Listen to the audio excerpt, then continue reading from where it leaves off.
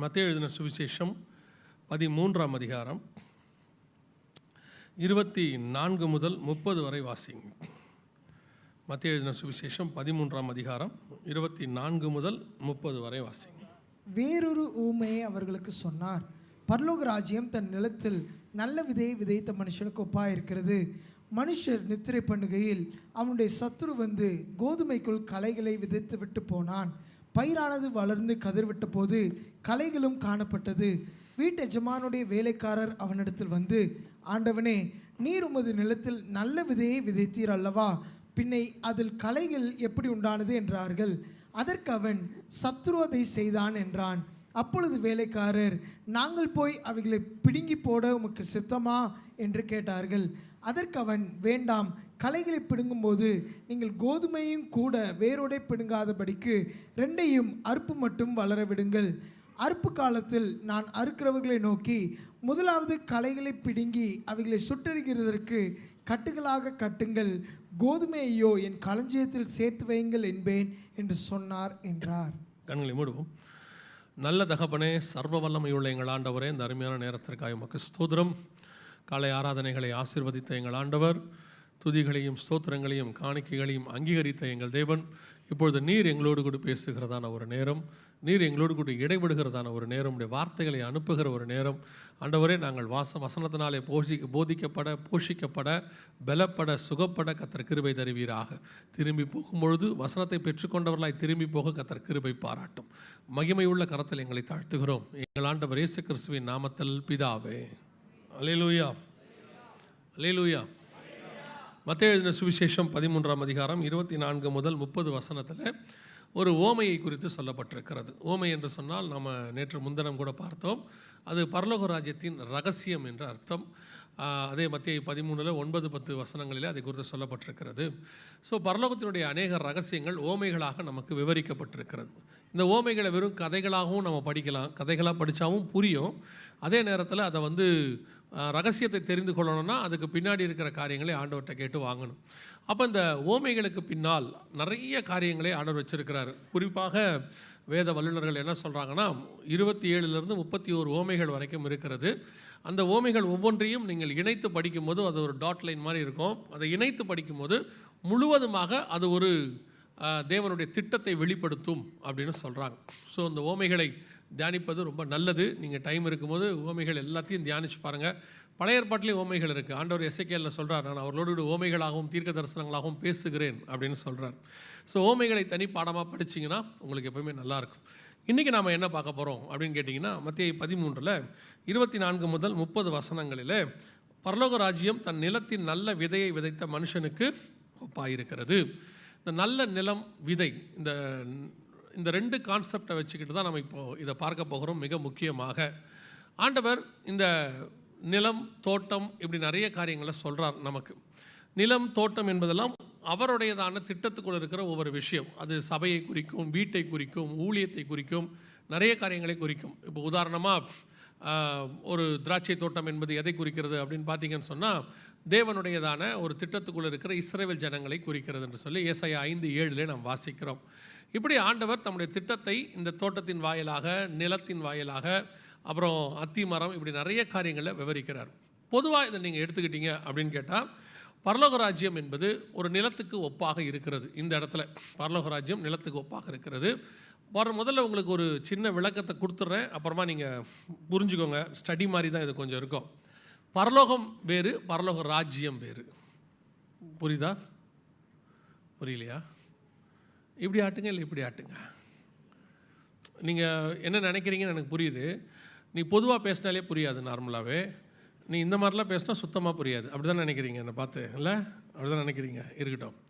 பரலோகம் என்பது வேறு, பரலோக ராஜ்யம் என்பது வேறு. எப்படி சொல்கிறீங்க அப்படின்னு கேட்டால், இப்போது ஒரு உதாரணத்தில் உங்களுக்கு சொல்கிறேன், ஈஸியாக புரிஞ்சிடும். இப்போ இந்தியாவில் வெள்ளைக்காரங்க ஆட்சி நடந்துச்சா? 1947 வரைக்கும் நடந்துச்சு. ஆனால் உண்மையான வெள்ளைக்கார ஆட்சி என்பது இங்கிலாண்டில் இருந்துச்சு. அவங்க அங்கே தான் இருந்துச்சு. யுனைடெட் கிங்டம் நம்ம சொல்கிறோம், இங்கிலாண்டுன்னு. அவங்களுடைய ஆட்சி இங்கே நடந்துச்சு. ஆங்கிலேய சாம்ராஜ்யம் அப்படின்னு சொல்லுவாங்க. இங்கே வரைக்கும் இருந்துச்சு. இங்கேருந்து ஒரு நாள் அந்த ராஜ்யம் போயிடுச்சு. 1947 போயிடுச்சு. ஆனால் இன்றைக்கும் ஆங்கிலேய ராஜ்யம் இருக்கிறது. எங்கே இருக்குது? அவங்க ஊரில் அது இருக்கும். அது மாறவே மாறாது. அது அங்கே தான் இருக்கும். ஏன்னா அது ஆரிஜின் அங்கே இருக்கும். ஒருவேளை யாராவது வந்து அவங்கள பிடிச்சாலும் அடுத்தவங்க ஆட்சி அங்கே வருமே ஒழிய அவங்க ராஜ்யம் என்பது இங்கிலாந்து. அதே மாதிரி பரலோகத்தினுடைய ராஜ்யம் என்பது அங்கே இருக்குது. அந்த ராஜ்யம் உலகம் முழுக்க நம்ம நாடு, நம்மளுடைய பிளானட் மாதிரி எல்லா இடத்துக்கும் எக்ஸ்பேண்ட் ஆகிருக்கு. எல்லாமே அவருடைய கண்ட்ரோல். அதில் பூமியானது ஆதாமுக்கிட்ட கொடுத்து பார்த்துக்க சொல்லி ஆண்டவர் கொடுத்தார் இந்த பார்ட்டை. இதை வந்து அவன் என்ன பண்ணிட்டான்னா இன்னொரு ஆள்கிட்ட கொடுத்துட்டான். பழத்துக்கு ஆசைப்பட்டு என்ன பண்ணிட்டான்? பிசாசுக்கிட்ட கொடுத்தோடனே வசனம் சொல்லுது பிரபஞ்சத்தின் அதிபதியானவன் அப்படின்னு சொல்லப்படுகிறது. இந்த பிரபஞ்சத்தின் அதிபதினா உலகத்தின் அதிபதியானவன் அப்படின்னு அர்த்தம். ஸோ இப்போது பரலோக ராஜ்யம் பூமியில் இல்லாமல் இருந்துச்சு இயேசு வர வரைக்கும். ஏன்னா யாரோட கண்ட்ரோலில் இருந்துச்சு? பிசாசுடைய கண்ட்ரோலில் இருந்தது. இப்போ இயேசு வந்து அந்த ராஜ்யத்தில் தன் உள்ளே நுழைஞ்சு அவர் வந்து மரணம் அடைந்து உயிர்த்தெழுந்து அந்த ராஜ்யத்தை மீண்டும் என்ன செஞ்சிட்டாரு? தன் கையில் எடுத்துட்டார். இப்பொழுது இந்த பூமிக்குரியதான எல்லா காரியமும் யார் கையில் தான் இருக்குது? இயேசுவின் கையில் தான் இருக்கிறது. வெளிப்படுத்தல் 1:5 சொல்லுது, உண்மையுள்ள சாட்சியும் மரித்தோரிலிருந்து முதல் பிறந்தவரும் பூமியின் ராஜாக்களுக்கு அதிபதியுமாகிய இயேசு கிறிஸ்து. அவரே தான் சொன்னார், பிரபஞ்சத்தின் அதிபதி என்னிடத்தில் வருகிறான் அப்படின்னு சொன்னார் பிசாசை. ஆனால் உயிர்த்தெழுந்த பிறகு இப்போ இந்த பரலோக ராஜ்யத்தினுடைய ஒரு எக்ஸ்டென்ஷனாக பூமி மாறிடுச்சு. இப்போ இதுக்கு அதிபதியாக இயேசு தான் இருக்கிறார். உலகத்தின் ராஜ்யங்களுக்கு அதிபதி அப்படின்னு இருக்கு. அப்போ இந்த பரலோகம் என்பது அங்கே இருக்குது. அதோடைய ராஜ்யம் பல இடங்களில் எக்ஸ்பேண்ட் ஆகிருக்கு. அதில் பூமியிலையும் அவருடைய ராஜ்யம் இருக்கிறது. ஒரு நாள் இந்த பூமி அழிந்து போகும். பழைய வானமும் பழைய பூமியும் ஒளிஞ்சு போயிடும். புதிய வானமும் புதிய பூமியும் வரும். அப்போ இந்த பூமி அழிஞ்சிருச்சுன்னா ராஜ்யம் இருக்காது. பூமியே இல்லைன்னா அப்புறம் இந்த இடத்துல என்ன இருக்காது? ராஜ்யம் இருக்காது. வேறொரு பூமி வரும், அதில் அவருடைய ராஜ்யம் இருக்கும். ஸோ இந்த பரலோக ராஜ்யம் அப்படிங்கிறது எக்ஸ்பேன்ஷன் அல்லது எக்ஸ்டென்ஷன் இது வரைக்கும் இருக்குது. இப்போ நம்ம பூமிக்குள்ளே இருக்கிறோம். இந்த பூமியானது பரலோக ராஜ்யத்திற்கு ஒப்பாக இருக்கிறது, நல்ல நிலத்திற்கு ஒப்பாக இருக்கிறது. அதில் என்ன பண்ணுறாரு ஆண்டவர்? நல்ல விதைகளை விதைக்கிறார். இதுக்கு முன்னாடி கொஞ்சம் நீங்கள் இந்த ஓமையினுடைய முதல் 2 பார்ட் இருக்குது, அதையும் நீங்கள் புரிஞ்சுக்கிட்டிங்கன்னா ஈஸியாக இருக்கும்.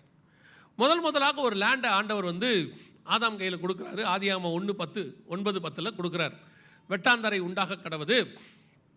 அதற்கு பிறகு அந்த வெட்டாந்தரையில் புல் பூண்டி எல்லாம் முளைப்பிக்க கடவுது எல்லாம் சொன்னார். முளைச்சிருச்சு, சிருஷ்டிப்பு முடிஞ்சிருச்சு. ஆதியாகமம் 1:28-29 கர்த்தர் தாம் உண்டாக்கின எல்லாவற்றையும் பார்த்தார், நல்லதென்று கண்டார். ஃபினிஷ்ட், ஓவர் ஆயிடுச்சு. இப்போ ஆண்டவர் ஒரு ஓமையை சொல்கிறார். நல்லா கவனிங்க, பார்த்துக்கிட்டே வந்தீங்கன்னா புரியும். கொஞ்சம் ஸ்டடி மாதிரி தான் இருக்கும், ஆனால் ஈஸியாக புரியும். வாசிங்க. லூக்கா எழுதின சுவிசேஷம் 8ஆம் அதிகாரம். லூக்கா எழுதின சுவிசேஷம் 8ஆம் அதிகாரம் 5வது வசனத்தை வாசிங்க. விதைக்கிறவன் ஒருவன் விதையை விதைக்க புறப்பட்டான். அவன் விதைக்கையில் சில விதை வழி அருகே விழுந்து மிதி உண்டது. ஆகாயத்து பறவைகள் வந்து அதை பட்சித்து போட்டது. சில விதை கற்பாறையின் மேல் விழுந்தது. அடுத்து 7வது வசனம்.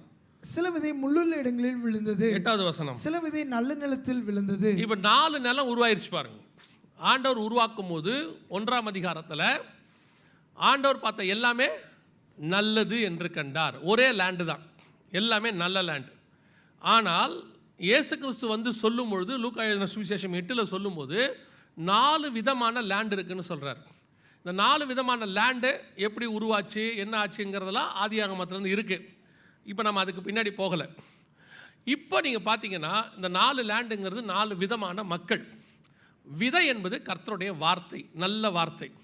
இப்போது சபைக்குள்ளேயும் இந்த 4 விதமான குணாதிசயங்களோடு கூட ஜனங்கள் இருப்பார்கள். நல்ல நிலம், போடுற விதையெல்லாம் அவங்களுக்குள்ள வசனம்லாம் என்ன செய்யும்? நல்லா முளைக்கும். ஒரு சிலர் இருப்பாங்க முள்ளுள்ள நிலம். அவங்களுக்கு எப்படின்னு கேட்டிங்கன்னா வசனம் கேட்பாங்க உட்காந்து, ஆனால் லௌகிக கவலைகள்லாம் வரும்போது ஆட்டோமேட்டிக்காக என்னவாயிடும்? அந்த வசனம் அவர்களுக்கு பலன் கொடுக்காது. ஒரு சிலர் வழி அருகே விழுந்தது. அப்படியே போகிற போக்கில் கேட்டு போயிட்டே இருப்பாங்க. காதில் விழும், எல்லாம் இருக்கும்.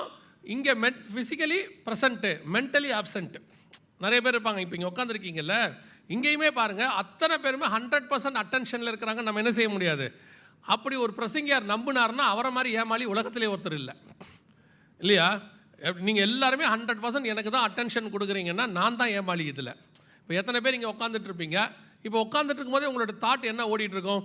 இவரை கேஸை மூடிட்டு வர சொன்னேன், மூடினாரா இல்லையான்னு தெரில. அதுக்கப்புறம் கொஞ்சம் பேர் நினைப்பாங்க, ஒழுங்காக பூட்டு போட்டு வந்தாரா இல்லையான்னு தெரியல. அப்புறம் கொஞ்சம் பேர் உட்காந்துருப்பாங்க, வாசலில் வண்டியை விட்டு வந்தோம், சாவியை எடுத்தோமா இல்லையா, சரியாக லாக் ஆச்சா இல்லையா, கொஞ்சம் பேருக்கு வேறு கவலை இருக்கும். போகும்போது எதை ஹோட்டலில் சாப்பிட்டு போகலான்னு ஒரு தாட்டில் இருப்பீங்க. அந்த ஹோட்டல் 12:30 மணிக்கெல்லாம் கூட்டமாயிரும். இந்த ஆள் பேசிக்கிட்டே இருக்கிறாங்க. இதுக்கப்புறம் கம்யூனியன் இருக்குது, இன்னும் எவ்வளோ வேலை இருக்குது, அதுக்குள்ளேயே போனால் கூட்டமாகி போயிருமே, சோத்திராண்டவரே சோத்திராண்டவரேன்னு உட்காந்துருப்பீங்க. இதெல்லாம் வழி அருகே விழுந்த நிலம். உட்காந்துட்டு தான் இருக்கோம். வசனம் என்ன செய்கிறாங்க?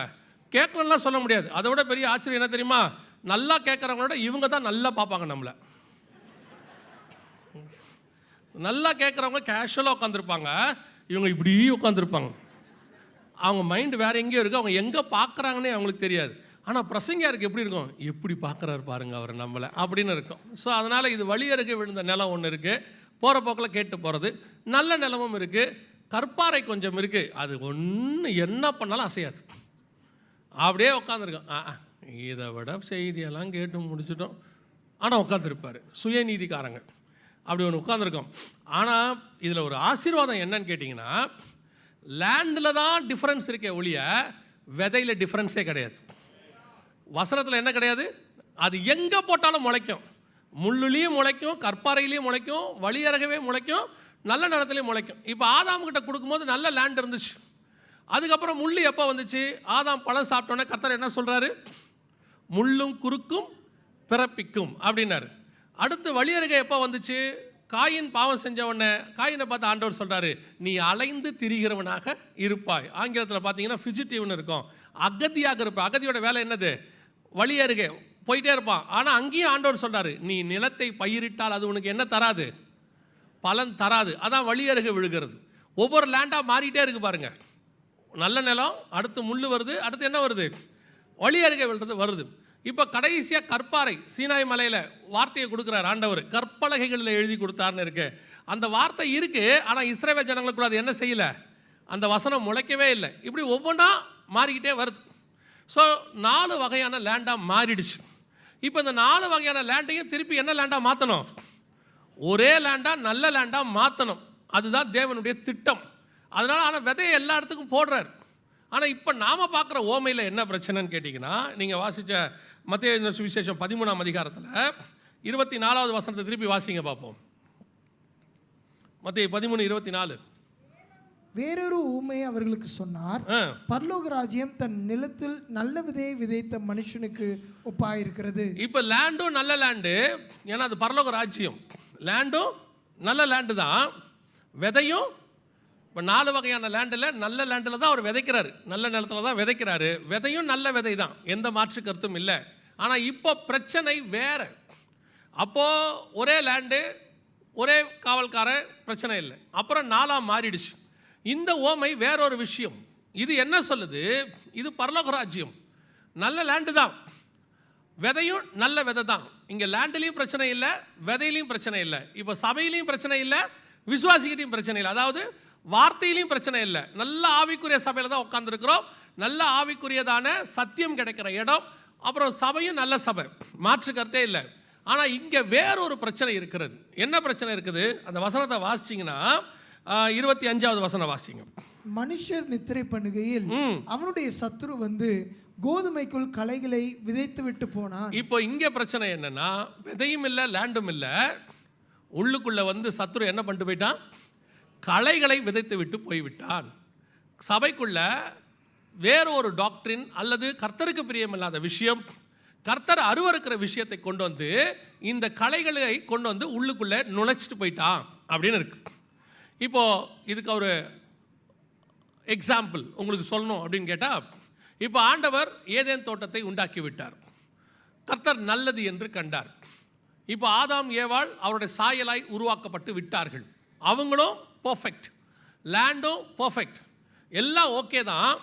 இப்போது களைகளை விதைக்கிறதுக்கு உள்ளே யார் வர்றது? சத்ரு உள்ளே வருகிறான், சர்ப்பம் உள்ளே வருகிறது. இப்படி ஆதாம் அந்த தோட்டத்துக்குள்ளே சத்ரு கொண்டு வந்து களைகளை விதைப்பதற்கு என்ன காரணம்? சத்ரு எப்பவுமே களைகளை விதைக்கிறவன் தான், அது அவன் சுபாவம், அதான் காரணம்.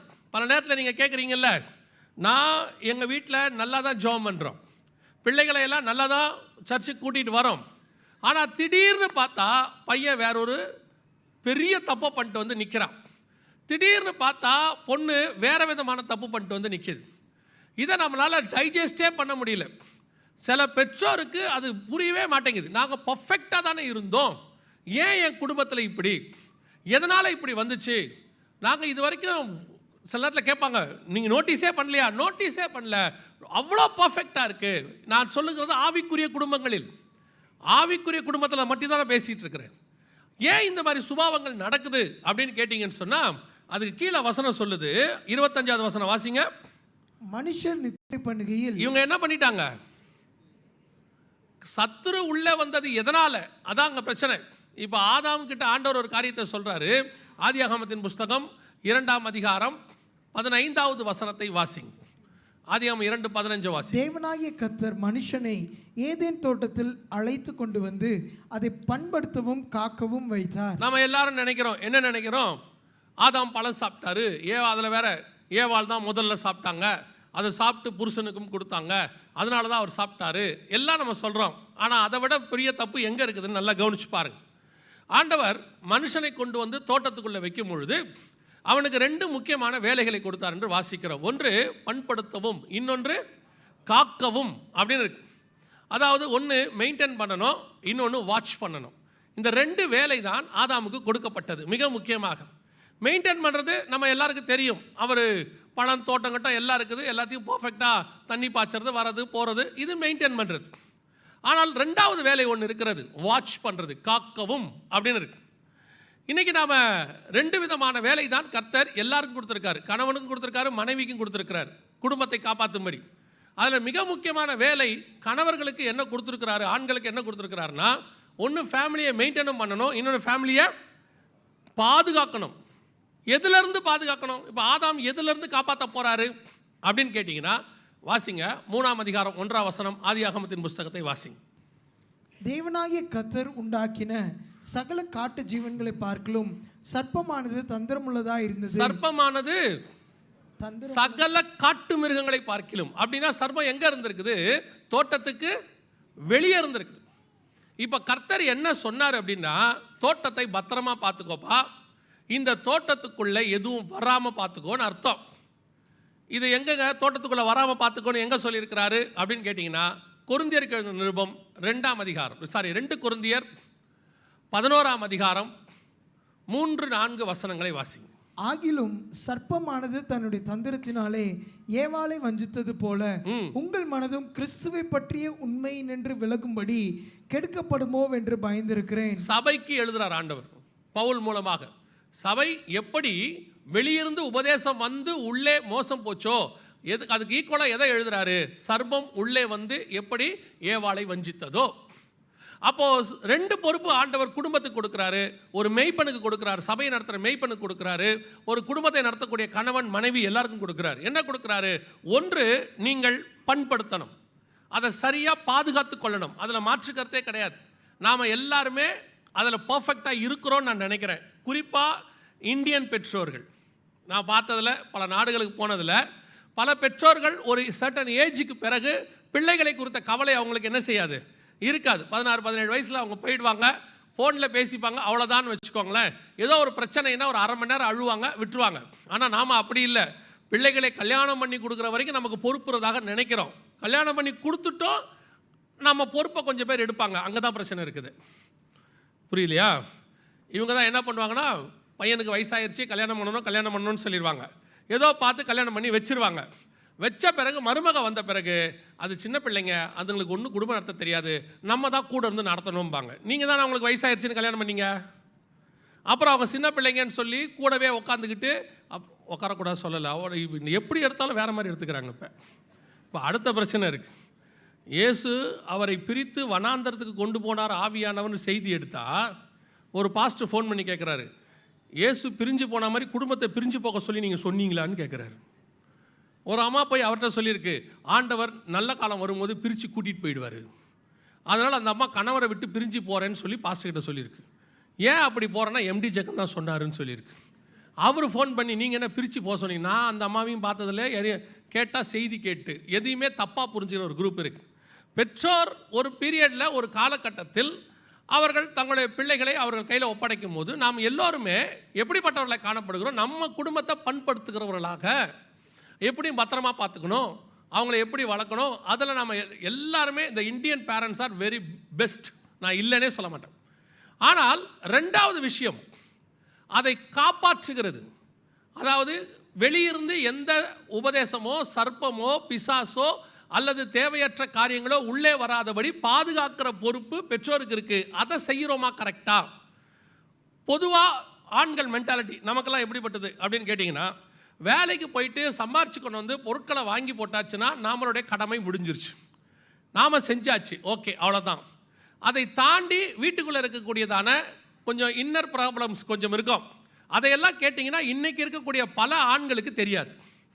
பல ஆண்களுக்கு அதை பற்றி தெரியவே தெரியாது. நீ தான் வீட்டில் இருக்கிறியா, பார்த்துக்க மாட்டியா, இதெல்லாமா எங்கிட்ட கேட்பியா, உனக்கு தெரியாதா? நிறையா கணவர்களுக்கு இருக்க பெரிய பிரச்சனை என்ன, பையன் என்ன படிக்கிறான்னு தெரியும், எப்படி படிக்கிறான்னு தெரியாது.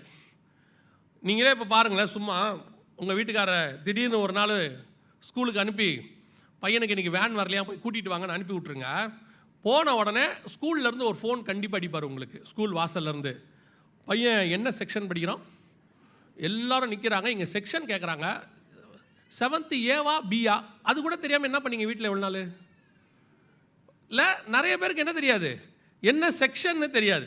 திடீர்னு பேரண்ட்ஸ் டீச்சர்ஸ் மீட்டிங் நடக்கும். போகும்போது அப்பா கேட்டுக்கிட்டே போவார், என்னடா பண்ண, இந்த வாட்டி எவ்வளோ எடுத்த? அவன் சொல்லுவான், முந்தியெல்லாம் நாங்கள் போகும்போது அப்பா அம்மா மிரட்டி கூட்டிகிட்டு போவாங்க எங்களை, வா உன்னை பிச்சுறேன்னு. இப்போ இவன் அப்பா அம்மா மிரட்டி கூட்டிகிட்டு போகிறான். அவங்க எது சொன்னாலும் அமைதியாக வரணும், அவங்க எது சொன்னாலும் சரின்னு சொல்லிட்டு வரணும். அவங்கக்கிட்ட சும்மா அது இதுன்னு பேசாதீங்க. நம்ம ஏதாவது பேசிட்டோம்னா திருப்பி வரும்போது அவன் திட்டிகிட்டே வருவான், நான் உங்களை பேச வேணான்னு சொன்னேனா இல்லையா? இந்த மாதிரி அனுபவித்த பெற்றோர்கள் கரங்களை உயர்த்துங்க பார்ப்போம். இங்கே பாருங்கள் எவ்வளோ பேர் இருக்காங்க, நம்ம கோஷ்டி எத்தனை இருக்குது பாருங்கள். இல்லை, போகும்போது நமக்கு காஷன் கொடுத்து கூப்பிட்டு போகிறான், நம்ம தப்பு பண்ணிட்டோம்னா வரும்போது திட்டி கூப்பிட்டு வரோம். இப்போ ஸ்கூலுக்கு யார் கூட்டிகிட்டு போய் கூப்பிட்டு வரானே தெரில, அவன் சொல்கிறான். அந்த மாதிரி வீட்டில் என்ன நடக்குது தெரியாது. பாதி கணவன்மார்களுக்கு விஷயமே புரியாது, எப்படி போயிட்டு இருக்குது, என்ன நடக்குது. இப்போ சகோதரிகளும் வேலைக்கு போக தொடங்கியாச்சு. சூழ்நிலை அப்படி வேற இல்லை, விலைவாசி ஏறிடுச்சுங்கிறாங்க, என்னவோ வாட் எவர் இட் இஸ், நீங்களும் வேலைக்கு போக தொடங்கிட்டீங்க. இப்போது குடும்பத்துக்குள்ளே எந்த சர்ப்பம் வருது, எந்த பிசாசு வருது, என்ன வகையாக வருது, ஏதாவது தெரியுமா உங்களுக்கு? ஏதாவது நடந்துட்டுருக்கா? பிரச்சனை உச்சத்துக்கு வந்த பிறகுதான் இப்படியெல்லாம் நடக்குமா? என்ன குறை வச்சோம் நீங்கள் பேசுகிறது, என்ன குறை வச்சோம், வேலைக்கு சாப்பாடு வாங்கி கொடுக்குறோம், பர்கர்லேருந்து பீஸாலேருந்து ஆர்டர் பண்ணி வீட்டுக்கு வாங்கி கொடுக்குறோம். நமக்கெல்லாம் உப்புமா கிண்டி கொடுக்குறதே பெரிய விஷயம் அந்த காலத்தில். இப்போ அப்படி இல்லை, கேட்ட சாப்பாடு வருது, என்ன கேட்டாலும் வருது, போய் சாப்பிட்றதுனாலும் சாப்பிட்லாம். நமக்கு 350 ரூபா ஒரு வருஷத்துக்கு ஃபீஸ் கட்டி ஒரு வருஷமே படிச்சிட்டோம். இப்போ ஒரு செமஸ்டருக்கே 30,000 40,000 ஒரு வருஷத்தை முடிக்கும் போது லட்சக்கணக்கில் ஆகுது. அப்படி ஃபீஸ் கட்டி படிக்க நம்ம என்ன சொல்கிறோம், நல்லா ஃபீஸ் கட்டணும், நல்லா சாப்பாடு வாங்கி கொடுத்தோம், நல்ல ரெப்யூட்டட் ஸ்கூலில் சேர்த்து விட்ருக்குறோம், நல்லா அவங்களுக்கு டியூஷன் கொடுத்துருக்குறோம், அவங்களுக்கு தேவையான தனி ரூமு ஃபோனு எல்லாம் இருக்குது. ஆனால் உள்ளே சர்ப்பம் வந்தது நிறைய பெற்றோருக்கு தெரிய மாட்டேங்குது. நிறைய பெற்றோருக்கு எங்கே சத்ரு வந்து கலைகளை விதைத்தான்னு தெரியவே இல்லை. நீங்கள் வேலை பார்க்குறீங்கன்னு நினைக்கிறீங்க, பைபிள் சொல்லுது நீங்கள் நித்திரை அடைந்து இருக்கிறீர்கள். உங்கள் குடும்பத்தில் என்ன நடந்துச்சு தெரியாது, எப்படி போச்சு தெரியாது, ஒரு லிமிட்டில் வருது. இன்றைக்கி நிறைய பிள்ளைகள், பெரிய பிரச்சனை என்ன தெரியுமா, பிள்ளைகளுக்கு பிரச்சனை இருக்குது, ஆனால் அந்த பிரச்சனைகளுக்கு பிள்ளை ஒரு பேர் வச்சுருக்குது. அது ஓசிடி ப்ராப்ளம், அந்த ப்ராப்ளம், இந்த ப்ராப்ளம். என்னடா ஓசிடி ப்ராப்ளம் உங்களுக்கு அப்படின்னு கூப்பிட்டு கேட்டோம்னா, கூகுள் சொல்லுச்சு, கூகுளில் போய் பார்த்தோம், இந்த மாதிரி சிம்டம் இருந்தால் அது ஓசிடி ப்ராப்ளம், இந்த மாதிரி பிரச்சனை இருந்தால் அந்த ப்ராப்ளம். ஒவ்வொருத்தரும் ஒவ்வொரு ப்ராப்ளம் சொல்கிறான். சரி, உட்காந்து அவங்கக்கிட்ட கேட்டோம்னா என்ன ப்ராப்ளம்னு கேட்டோம்னா அவங்களுடைய பிரச்சனையை நமக்கு சொல்கிறாங்க. அந்த பிரச்சனையை நீங்கள் கம்பேர் பண்ணி பாருங்கள், நம்ம அனுபவித்த பிரச்சனையில் 10% கூட இருக்காது. நமக்கு அன்றைக்கி சாப்பாட்டுக்கே ப்ராப்ளம் இருந்துச்சு, வேலைக்கு பிரச்சனை இருந்துச்சு, எங்கே போனாலும் நடந்து போகணும், இன்றைக்கி வீட்டு வாசலில் ஆட்டோ ஏற்றி விடுறோம். ஆனால் இவனுக்கு என்ன பிரச்சனை, இன்றைக்கி வீடியோ கேம்ஸை பார்த்துட்டு அல்லது எதையாவது வெப்சைட்டில் பார்த்துட்டு அது மண்டைக்குள்ளே ஓடி அதுவாகவே இவன் மாறிடுறான், மல்டிபிள் பர்சனாலிட்டின்றான், ஓசிடி பிரச்சனைங்கிறான், என்னென்னவோ சொல்கிறான். ஆனால் இது எல்லாம் இன்னைக்கு உள்ளதான பிசாசின் தந்திரம். இது கொஞ்சமாவது பெற்றோருக்கு புரியணும். இப்போ நம்ம இந்த மாதிரிலாம் ஏதாவது சொன்னோம்னா ஒரு பேர் சொல்லிடுறான், அவர் பூமர் அங்கிளுங்கிறான். இப்போ அவருக்கு இப்போ நம்மளாம் என்ன ஜென்ரேஷன், பூமர் அங்கிள் ஜென்ரேஷன். எப்போ பார்த்தாலும் எங்கள் காலத்தில், அந்த காலத்தில் அப்படின்றான். இப்போ அவனுக்கு சில ப்ராப்ளம்ஸ் போயிட்டுருக்குது. இப்போ அவனுக்கிட்ட வர்றதுக்கு முன்னாடியே சர்ப்பம் உள்ளே வராமல் பாதுகாக்க வேண்டியது உங்க வேலை. நீங்க உள்ள விட்டுட்டு என்ன பண்ணலாம்னு யோசிக்கிறோம். சர்ப்பம் வந்துடுச்சு, உள்ளுக்குள்ள பையனுக்கு இந்த ப்ராப்ளம் வந்துடுச்சு, சைக்காட்டிக் ப்ராப்ளம் வந்துடுச்சு, இதை என்ன சரி பண்ணலாம். அப்புறம் வந்து பாஸ்டர் கிட்ட ஜெபம் பண்றது, பாஸ்டர் இப்படியெல்லாம் வந்துச்சு, ஏன் என் குடும்பத்துக்குள்ள வந்துச்சு. நீங்கள் நித்திரை பண்ணுகிறவர்கள். நாம வேலைக்கு போறோம், ஏன் ஊழியக்காரங்களையும் சேர்த்தே சொல்றேன், ஊழியத்துக்கு போறோம், நிறைய காரியங்கள் பிஸியா இருக்கிறோம். இதெல்லாம் எதற்காக நாம் செய்கிறோம், எதுக்காக நம்ம செய்கிறோம்? அல்டிமேட்டா எண்ட் ஆஃப் த டே நம்ம சொல்ல போறது ஃபேமிலிக்காக, அடுத்த ஜெனரேஷன். ஏன்னா நமக்கு வேற ஒண்ணுமே இல்லை. ஆனால் அந்த ஜெனரேஷன் இன்னைக்கு என்ன ஆகிட்டே இருக்கு, உள்ளுக்குள்ள கலைகளோடு கூட சேர்ந்து வளர்ந்துகிட்டே இருக்குது.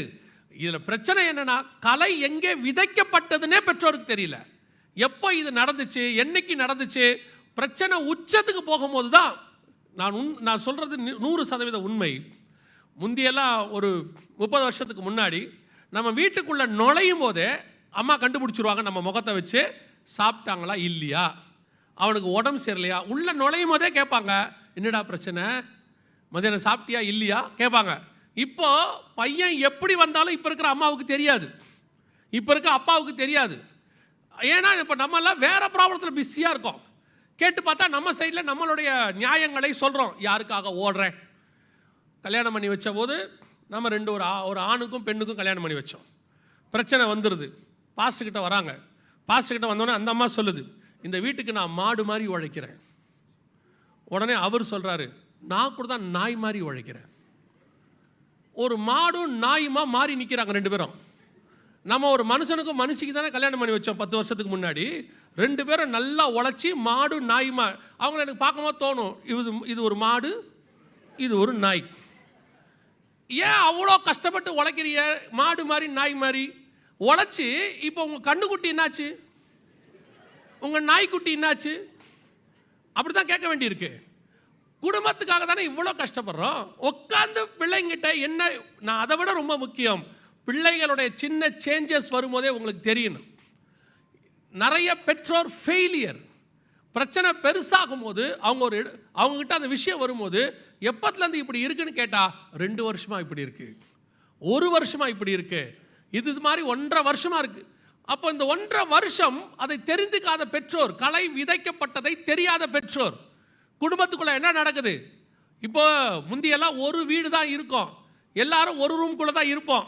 இப்போ ஆளாளுக்கு ஒரு ரூமு, ஆளாளுக்கு ஒரு ஃபோனு, சாப்பிட கூப்பிட்றதே ஃபோனில் தான் கூப்பிட்றாங்க. சாப்பிட வரியா, இந்த வரேன். நான் நினச்சேன் எங்கிருந்தோ கூப்பிட்றாங்க போலன்னு. அவன் உள் ரூமில் தான் இருக்கான். கதவை தட்டி கூப்பிட்றது கூட இப்போ நமக்கு சோம்பேறித்தனம் ஆகிப்போச்சு. அந்த அளவுக்கு ஆயிட்டோம். ப்ரைவசிங்கிற பேரில், அவங்களுக்கு நம்ம வசதி பண்ணி கொடுக்குறோங்கிற பேரில் எல்லாமே ஒரு லிமிட்டுக்கு மேலே போச்சுன்னா சர்ப்பம் உள்ளே நுழையும், சத்ரு கலைகளை விதைப்பான். அதாவது பிள்ளைகள் சந்தோஷமாக இருக்கிறது நல்லது, அதை விட பாதுகாப்பாக இருப்பது நல்லது. பாதுகாப்பு இல்லாத சந்தோஷம் ஆபத்து தானே. என்ன யோசிச்சு பாருங்க, நமக்கு அப்பா அம்மா அடித்த காலம் ஒன்று இருந்துச்சு. இவங்க அடித்தது பத்தாதுக்குன்னு டீச்சர்கிட்ட கொண்டு போய் விட்டு விடும்போது ஒன்று சொல்லி விட்டுட்டு வருவாங்க. என்ன சொல்லி விட்டு வருவாங்க, கண்ணு ரெண்டையும் விட்டுட்டு தோலை உரிங்கப்பாங்க. அந்த அம்மா ஏற்கனவே நல்லா தான் அடிக்கும், அதுக்கு நம்மளை கண்டாலே பிடிக்காது, சாத்துனா சாத்துவாங்க.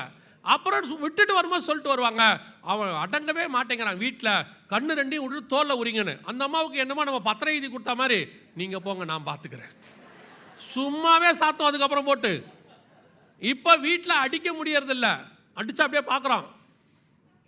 அப்பா பயப்படுறாரு, என்னடா ஒன்றும் இல்லை. டீச்சரும் அடிக்க முடியாது, டீச்சர் அடித்தா போலீஸில் பிடிச்சி கொடுத்துறான். உடனே போலீஸ் வந்துடுது. போலீஸும் பாருங்க அவங்களுக்கு தான் சாதகமாக இருக்குது, டீச்சரை பிடிச்சி உள்ளே வச்சிடுறாங்க.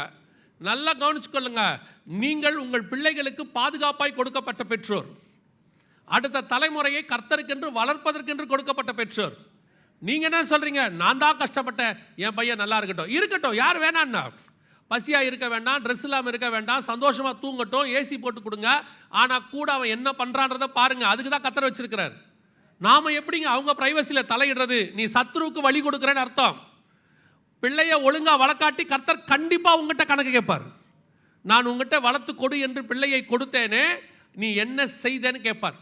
இன்னைக்கு நிறைய தோட்டத்துக்குள்ள சத்துரு கலைகளை விதைக்க தொடங்கியிருக்கா இந்த லாஸ்ட் மினிட். அன்னைக்கு நம்ம வீடுகளுக்குள்ள ஒரு பாவம் வரணும்னா, நான் சொல்கிறது எங்கள் காலத்தில் நான் சின்ன பிள்ளையாக இருக்கும்போது ரேடியோ மட்டும்தான் இருந்துச்சு. அதுக்கப்புறம் ஒரு பிளாக் அண்ட் ஒயிட் டிவி வந்துச்சு.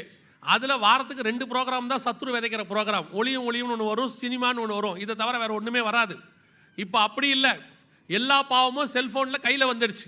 இந்த கொரோனாவுக்கு முன்னாடியாவது செல்ஃபோனை கொடுக்காதீங்கன்னு சொல்லிக்கிட்டு இருந்தோம். இப்போ நம்மளே நம்ம வாயால் செல்ஃபோன் கொடுக்குற அளவுக்கு வந்துடுச்சு கொரோனாவில்.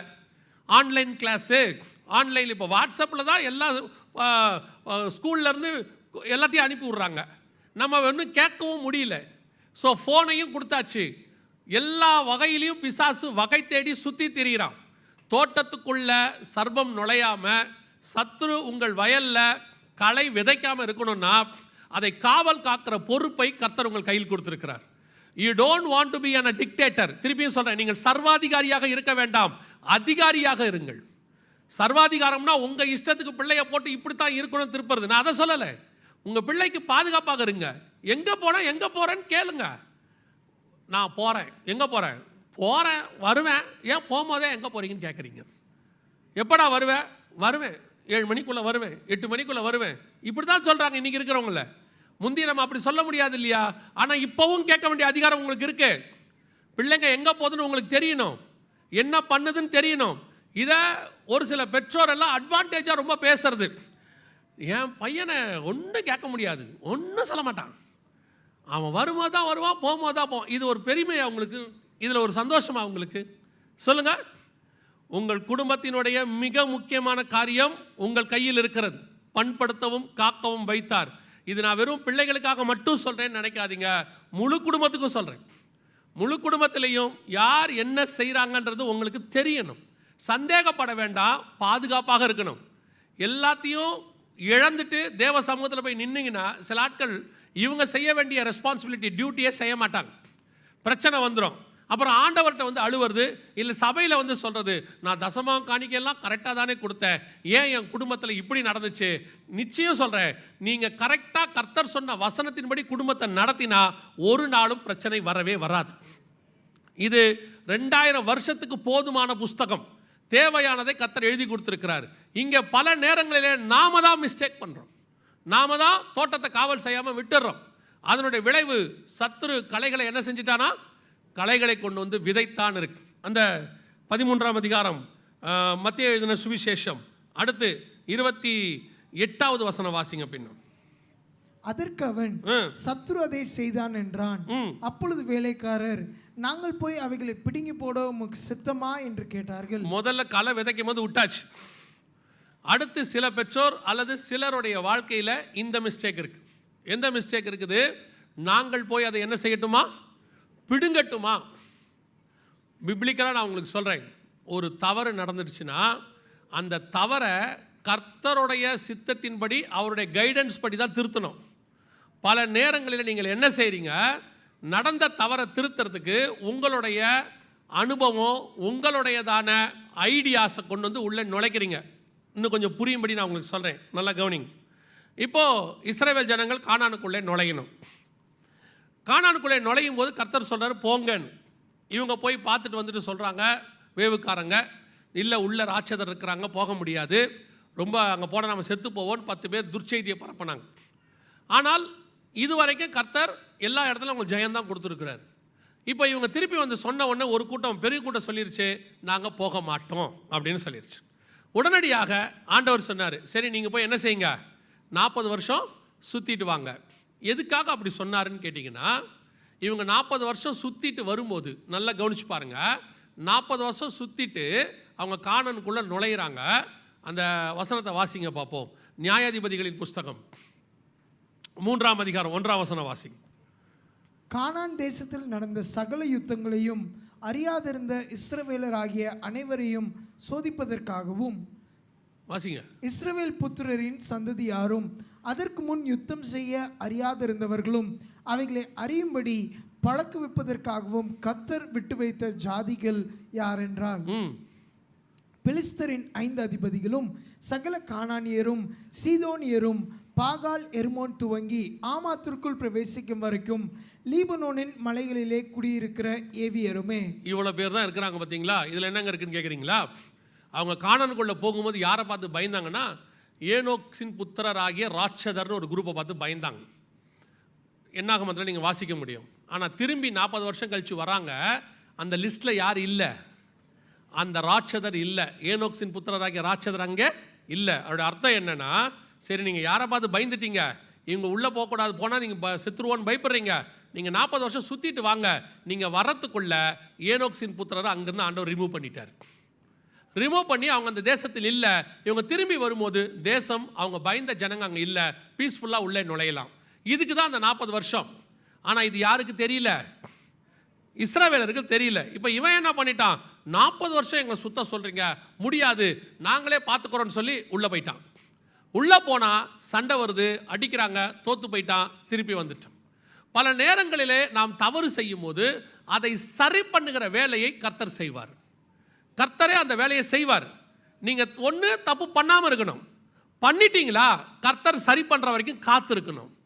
நாம் பண்ணுறதும் தப்பு, ஆண்டவர் சொன்னபடி கேட்காம தப்பு பண்ணிட்டோம், திருப்பி சரி பண்ணுற பொறுப்பையும் கர்த்தர்கிட்ட கொடுக்கறதில்ல, நம்மளே சரி பண்ணிக்கிறோம்னு நினைக்கிறோம். பல நேரங்களிலே இதுதான் பிரச்சனையாக மாறுகிறது. இதுதான் உங்களுக்கு ஆண்டவர் சொல்கிறாரு, நீங்கள் நல்ல கோதுமை மணிகளையும் களைகளோடு சேர்ந்து பிடுங்கிடுவீங்க, வேண்டாம், நீங்கள் என்ன செய்யுங்க, நான் பிடுங்கிறது விறக்கிற அமைதியாகிருங்க, நானே அதை சரி பண்ணுறேங்கிறார். பல நேரங்களிலே நீங்கள் செய்யக்கூடியதான தவறுகளை, நாம் தவறு செய்யாதவங்க இங்கே யாருமே கிடையாது. ஏன் அப்படின்னா நம்ம மனுஷங்கன்னு ஆண்டவருக்கு தெரியும். அவர் நாம் மண்ணு என்று அவர் என்ன செய்கிறாராம், நினைவு கூறுகிறார். ஸோ நம்ம மண் என்று நினைவு கூறும்போது கர்த்தர் என்ன செய்கிறாரு, நம்மளை சரி பண்ணுறதுக்கு ஆண்டவர் நிறைய வழிகள் வச்சிருக்கிறார். எனக்கு ஆண்டவர் சொல்லி கொடுத்தது ஒன்று தான், நாம் விழ மாட்டோன்னு கர்த்தர் சொல்லலை, விழுந்தா எழுந்திருக்கிறோமான்னு தான் கர்த்தர் பார்க்குறாரு. பைபிளில் விழாதவங்கன்னு யாருமே இல்லை, விழுந்திருக்கிறாங்க, திருப்பி என்ன செய்கிறாங்க, செகண்ட் சான்ஸ் ஏஞ்சி வந்துடுறாங்க. ஆனால் கர்த்தர் சரி பண்ணுற வரைக்கும் என்ன செய்யணும், காத்திருக்கணும், ஒப்பு கொடுக்கணும். இன்னைக்கு நாம் விழுந்துடுறோம், சரி திருப்பி ஆண்டவர் சொல்கிறார், நான் சரி பண்ணுறேன், என்கிட்ட கொடு. ஒரு விஷயத்தை மட்டும் நல்லா தெரிஞ்சுக்கொள்ளுங்க, பையன் தவறு செய்தாலோ பொண்ணு தவறு செய்தாலோ, வாழ்க்கையில் நாம் தவறு செஞ்சிட்டாலோ அல்லது கர்த்தருக்கு பிரியமில்லாத காரியத்தை செஞ்சிட்டாலோ, நமக்கு இருக்கிற ஒரே ரெமிடி தேவ சமூகம் மட்டுமே. அங்கே போய் தான் அதை சரி பண்ண முடியும், வேற எங்கேயுமே சரி பண்ண முடியாது. நாம் நினச்சிக்கிறோம் இப்படி பண்ணால் சரியாயிரும், அப்படி பண்ணால் சரியாயிரும். ஒரு மனுஷன் ஒரு முறை ஒரு இடத்துக்கு போகணும் அப்படின்னு சொல்லி கேட்டார், வெளிநாட்டுக்கு. அப்போது கர்த்தர் அவர்கிட்ட சொல்கிறாரு, போக வேண்டாம், நீ அந்த தேசத்திலேயே தங்கியிரு அப்படின்னு சொன்னார். ஆனால் இவர் அந்த நாட்டுக்கு போய் நல்லா சம்பாரித்து பிள்ளைகளெல்லாம் அந்த ஊர் காலேஜில் படிக்க வைக்கணும்னு அவருக்கு ரொம்ப ஆசை. அவர் என்ன பண்ணார், ஜோ பண்ணுங்க பிரதர், ஜோ பண்ணுங்க பிரதர்ம்பார். ஆனால் நான் அந்த கர்த்தர் சொன்னதை சொல்லிட்டேன், இப்படி இருக்குது அப்படின்னு சொல்லியாச்சு. அவர் ஜோம் பண்ணி அதை பண்ணி இதை பண்ணி கடைசியில் என்னென்னவோ போராடி அந்த நாட்டுக்கு போயிட்டார். இங்கே நல்லா சம்பாதிச்சுக்கிட்டு இருந்த மனுஷன் அங்கே போயிட்டார். அங்கே போனால் இப்போது அவர் எதிர்பார்த்த மாதிரி அந்த நாடு இல்லை, ரொம்ப கஷ்டம். 2 மாதத்தில் ஃபோன் பண்ணுறார், பிரதர் இங்கே சரியில்லை, எதுவுமே சரியில்லை, தெரியாமல் வந்துட்டேன், அன்றைக்கி ஆண்டவர் சொன்னதை நான் கேட்காம விட்டுட்டேன், இப்போ நான் யோசிச்சுக்கிட்டு இருக்கிறேன், இன்னும் ஒரு மாதத்தில் கிளம்பிடலான்னு இருக்கிறேன். இப்போ ஆண்டவர் சொல்கிறாரு, அவனை அங்கேயே இருக்க சொல்லணும். ஏன் அப்படின்னா, போகக்கூடாதுன்னு சொன்னபோது இவர் என்னவாயிட்டார், போயிட்டார். இப்போ கர்த்தர் அவரை சரிப்படுத்த விரும்புகிறார். அவரை மட்டும் இல்லை, அவருக்கு உண்டான நஷ்டத்தை தீர்க்க கர்த்தர் விரும்புகிறார் அங்கே. ஆனால் இப்போ முடியாது பிரதர், இங்கே இருக்க சான்ஸே இல்லை, நிலைமை ரொம்ப மோசமாக இருக்குது. இப்போ இவர் அதை சரி பண்ண விரும்புகிறார். பழையபடி நான் அங்கேயே போயிட்டா அந்த வேலை ரெடியாக இருக்குது, ஜாயின் பண்ணிடுவேன், பழையபடி எல்லாம் சரியாகும். ஆகாது, ஆகவே ஆகாது. கர்த்தர் உங்கள் வாழ்க்கையில் ஏற்பட்ட தவறை சரி பண்ண கர்த்தர் ஒருத்தரால் மட்டும்தான் முடியும். நம்ம தவறை நம்மளே சரி பண்ணிக்க முடியுமானால் இயேசு வெளிப்பட வேண்டிய அவசியம் கிடையவே கிடையாது. அவர் ஏன் வெளிப்பட்டார், பல நேரங்களில் நாம் செய்த தவறை சரி பண்ணுவதற்கு. நீங்கள் வெயிட் பண்ணுங்கள், பொறுமையாக இருங்க. ஒன்று மட்டும் நான் உங்களுக்கு தெளிவாக சொல்கிறேன், கர்த்தருடைய கரத்தில் தீமை என்பது கிடையவே கிடையாது. ஏன்னா கர்த்தருக்கு தீமை செய்ய தெரியாது.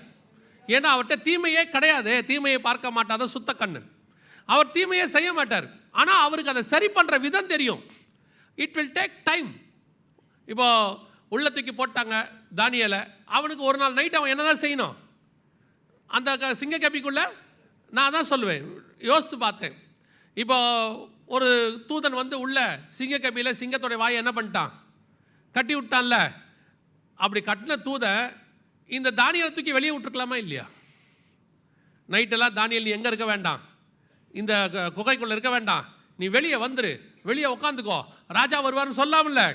ஆனால் சிங்கத்தின் வாயை கட்டின அந்த தூதன் தானியேலையும் பக்கத்திலே உட்கார வச்சுட்டு போயிட்டான். நீ இங்கே இரு, எப்போ வரைக்கும்? ராஜா வந்து உன்னை அழைத்து கொண்டு போகிற வரைக்கும் நீ இந்த இருளில் உட்கார்ந்துருக்க வேண்டியது அவசியம். ஆனால் ஒன்று, உனக்கு எந்த ஆபத்தும் வராது, சிங்கம் உன்னை கடிக்காது, பக்கத்தில் இருக்கும். ஆனால் யூ வாண்ட் டு வெயிட். பல நேரங்களில் அதான் கர்த்தர் நமக்கு சொல்கிறார். நாமளே என்ன பண்ண நினைக்கிறோம், இந்த சிங்கத்தின் வாயை கட்டியாச்சே, என்னை போகும்போது கொஞ்சம் அப்படி விட்டுட்டு போயிடுங்களேன். அவன் சொல்கிறான், இங்கே இரு.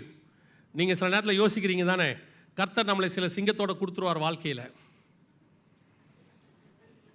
பார்த்துருக்கீங்களா? சில சிங்கத்தோடு கொடுத்துருவார். அந்த சிங்கத்துக்கு வாயை கட்டியிருக்க மாட்டார், ஆனால் கடிக்காது, ஆனால் உரிமிக்கிட்டே இருக்கும், கூடவே விட்டுட்டு போயிடுவார். நீங்களும் கேட்டுக்கிட்டே இருப்பீங்க, ஆண்டவரே இந்த சிங்கத்தோட எத்தனை நாள் நான் இப்படி போராடணும், இந்த சிங்கம் உரிமிக்கிட்டே இருக்க. நீங்கள் தானியேலை யோசித்து பாருங்கள். அவன் வாயை கட்டிட்டு போயிட்டான் சிங்கத்தை. இப்போ அந்த குகையில் சிங்கமும் இருக்குது, தானியேல் இருக்குது. சிங்கம் இப்போ தானியேலை எப்படி பார்த்துக்கிட்டு இருக்கோம்? நல்ல சாப்பாடு இருக்குது, சாப்பிடவும் முடியல, எதிரிலையும் உட்காந்துருக்கு. அப்படியே அந்த சிங்கம் பார்க்க முன்னாடி விட இப்போ எப்படி பார்க்கும்? 2 மடங்கு கோபமாக பார்த்துருக்கோம். என் வாய் மட்டும் திறந்துச்சு, உன்னை ஒரு வழி பண்ணிட வேண்டாம். தானியேல் நேருக்கு நேர் கூட பார்க்க மாட்டார் சிங்கத்தை, எப்படி கீழே தான் பார்த்துக்கிட்டு இருப்பார். ஏன்னா பார்த்தா கோபம் வந்துடும் சிங்கத்துக்கு. பல நேரத்தில் கர்த்தர் அப்படிப்பட்ட சிங்கத்தோடு நமக்கு வாழ்க்கையை அமைச்சு கொடுத்துருவார். அந்த சிங்கம் உரிமிக்கிட்டே இருக்கும். என்னைக்கு ஆண்டவரே என்னை வெளியே எடுத்து காப்பாற்றுவீங்க அப்படின்னு ஆண்டவர் சொல்வார். ராஜா மேலேருந்து வந்து தூக்குற வரைக்கும் உன் நிலைமை அதான் தம்பி, நீ அது கூடவே தான் இருக்கணும், மாறவே மாறதான், நோ சான்ஸ். சில நேரத்தில் ஆண்டவர் கொடுத்துட்டார். இதை சில ஆட்கள் அதை சரி பண்ணணும்னு நினைப்பான். பார்த்துருக்கீங்களா? இதை நம்ம எப்படியாவது சரி பண்ணலாமா? ஆவாது. அதில் சில பேர் இப்போ இந்த கடைசி காலத்தில் துணிகரமானோன்னு, நம்ம வேணால் வேற சிங்கத்துக்கிட்ட போய் பார்ப்போமா, இந்த சிங்கத்தையாவது வாயை கட்டி விட்டுருக்காரு, வர சிங்கத்தை வாயை கட்டாமல் அனுப்புவார், அது பொறாண்டோம். சிலர் அப்படிலாம் தவறி போய் இன்னொரு சிங்கத்திட்ட போய் கத்தி கதறி கொதறி குத்துயிரும் கொலையுருமா வந்து ஆண்டவர்கிட்ட கேட்குறான், ஆண்டவரே இப்போ நான் என்ன பண்ணுறது? ஒன்றும் முடியாது, 2 பக்கமும் 2 சிங்கம். இப்போ சாவறான். உங்களுக்கு சொல்கிறேன், கத்தர் கொடுத்த சிங்கம் அது அப்படி தான் இருக்கும், வேறு வழி இல்லை. ஆனால் கடிக்காமல் கத்தர் பார்த்துப்பாரு, சாகாமல் பார்த்துப்பாரு, கடைசி வரைக்கும் அப்படியே ஓடி முடிச்சுருங்க. வேறு சிங்கத்தெல்லாம் கேட்டிங்க தொலைஞ்சிய. ஆண்டவருக்கு தெரியும் எந்த சிங்கம். இப்போ நான் சொல்கிறது உங்களுக்கு புரியுது தானே? ரைட். புரியாமல் பார்க்கக்கூடாதுல்ல. பல நேரத்தில் அதான் நடக்குது. நம்மளே சரி பண்ணிடலாம், அப்படி பண்ணலாம். இல்லை, கர்த்தர் சில காலங்களை நமக்கு அப்படி வச்சுருக்கார். ஒருத்தர் என்ன கேட்டார், அப்புறம் ஏன் பிரதர் நமக்கு மட்டும் இப்படி ஒரு பிரச்சனை வருது அப்படின்னாரு.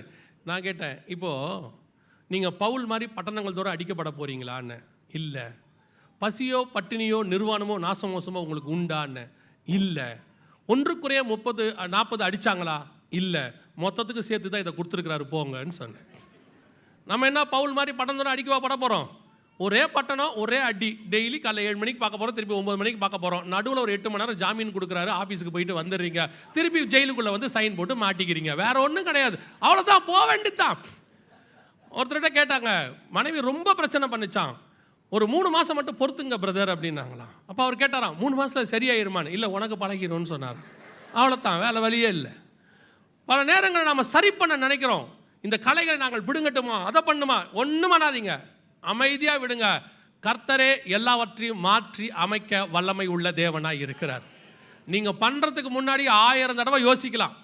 திருமணம் பண்ணுறதுக்கு முன்னாடி, பண்ண பிறகு ஒரு தடவை கூட யோசிக்கக்கூடாது. முடிஞ்சிருச்சு, அவ்வளோதான், ஓவர்.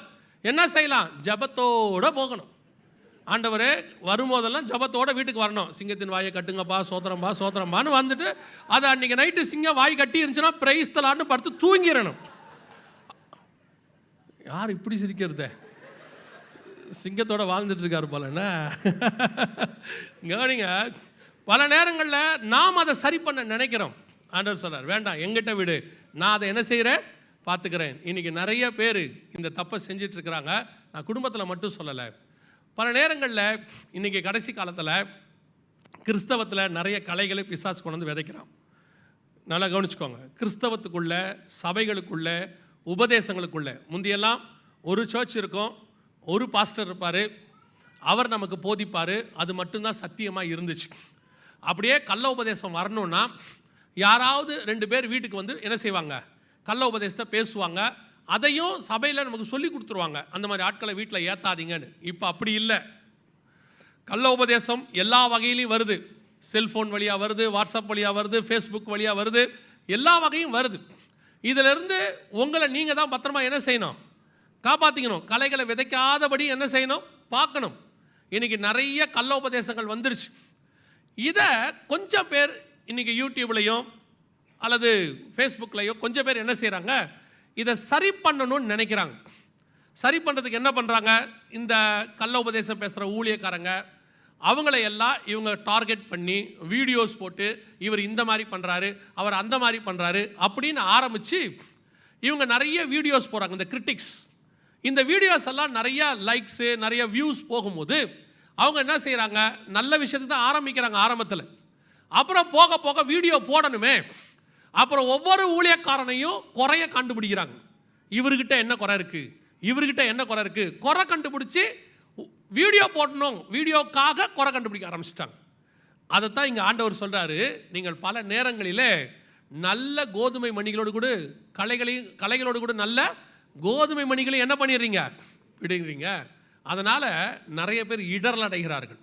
உங்களுக்கு சொல்கிறேன், எந்த ஒரு ஊழியக்காரனை பற்றியோ யாரை பற்றியோ ஊழியங்களை பற்றியோ அவர்களை கிரிட்டிக் பண்ணியோ அல்லது அவங்களோட தப்பை குறித்தோ வீடியோ போட்டோ அல்லது கமெண்ட் போடுற வெளியோ உங்களுக்கோ எனக்கோ இல்லை. அதை கர்த்தர் பார்த்து கொள்றேன்னு சொல்கிறார். அது வளரட்டும்ன்றார் ஆண்டவர். அவங்க வசனம் கீழே சொல்கிறார் பாருங்களேன். அதற்கு அவன் வேண்டாம், களைகளை பிடுங்கும் போது நீங்கள் கோதுமையும் வேரோடு பிடுங்காதபடிக்கு ரெண்டையும் அறுப்பு மட்டும் வளர விடுங்கள். வளரட்டும். சில ஆட்கள் எழும்பி சிலரை மோசம் போக்குறாங்க, வாலிபர்களை மோசம் போக்குறாங்க, ஒரு சிலர் சபைகளை மோசம் போக்குறாங்க, ஒரு சிலர் கள்ள உபதேசங்களை கொண்டு வந்து கொடுத்து பார்க்கும்போது நமக்கு கொஞ்சம் பதபதைக்குது. என்னடா இப்படியெல்லாம் பண்ணுறாங்களே, கொஞ்சம் வேகமாக கோபமாக மெசேஜ்லையும் பேசிடுவோம். ஒரு 10 வருஷத்துக்கு முன்னாடி ஒரு ஊழியக்காரர் எழும்பி சபைகளுக்கு விரோதமாக, ஆத்துமாக்களுக்கு விரோதமாக நிறைய காரியம் செஞ்சார். அப்போ நாங்கள் ரொம்ப வேகமாக மெசேஜில் இவர் இப்படி செய்கிறாரு, அந்த மாதிரி செய்கிறாரு, அவர் திருடுறாரு, இப்படிலாம் பேசினோடனே ஒரு நாள் ஆவியானவர் கேட்டார், எதுக்கு இவ்வளோ கோவப்பட்ட? ஏன் உன் மாம்சத்தை கொண்டு வந்து புல்பீட்டில் நுழைக்கிற? ஏன் அவங்கள பற்றி இப்படி பேசுகிற?